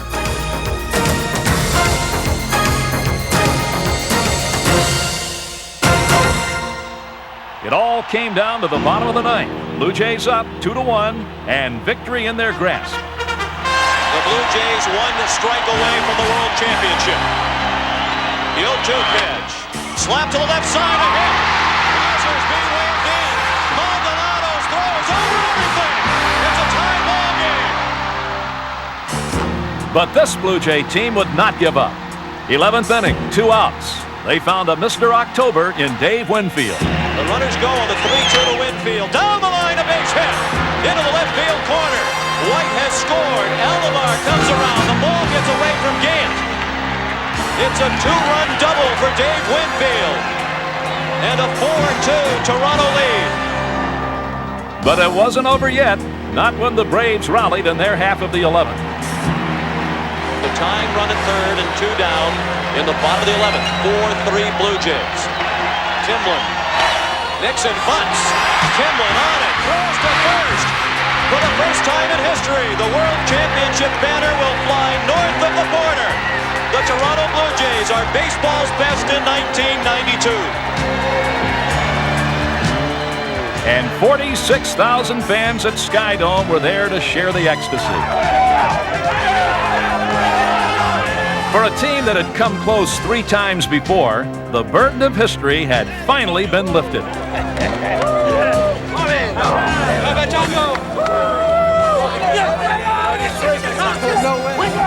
my save. That's my World Series save. All right, man. Hey, way to bounce on that mound, baby. Way to bounce off it, baby. Hey, baby. You told me. Way to take your time. Knew you gonna do that. You gotta get it here and take it. Come on, Margo. That was easy.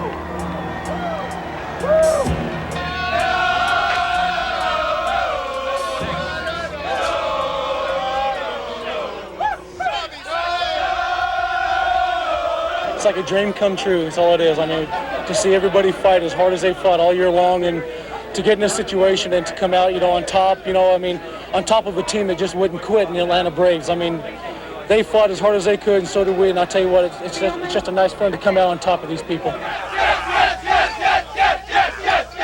In Toronto history, I'm always going to be there because that last out will always be shown. I didn't want to give the ball up, but Timlin begged me for it, so I said, hey, you did a hell of a job. He fielded that bunt. I told him that Otis may be bunting. To be aware, he went up there and made a great play. And, hey, what more can you say? We did our job. It was 3 for 3 in 92. We won all 3 things that we set our goals for. Hey, Jack, man. It's been a pleasure playing with you, man. An old pro. We put so much energy into this all year, so much focus, intensity, but I know what it feels like. It finally pays off. It's been a long time. There's been a lot of adversity, a lot of difficulties, a lot of good times. But to be on the best team in baseball, in Major League Baseball, that's a thrill. Man. It was one of the key reasons we're here, and having him get the big hit to put us ahead in the 10th inning, how appropriate. The guy deserves it. I mean, it's wonderful. It's a world championship ring for a guy who's persevered so long, so hard. He deserves every minute of it.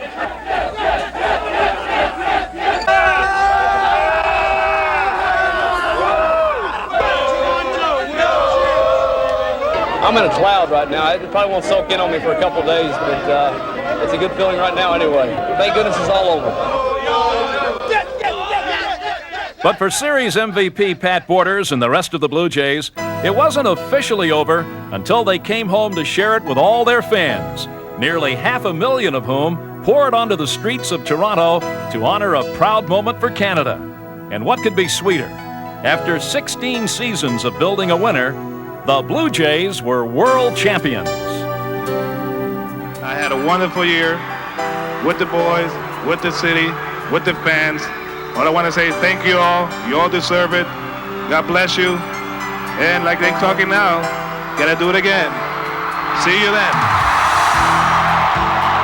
Although it may be true that people on this stage are either American or Latin American, we still feel the pride of Canada.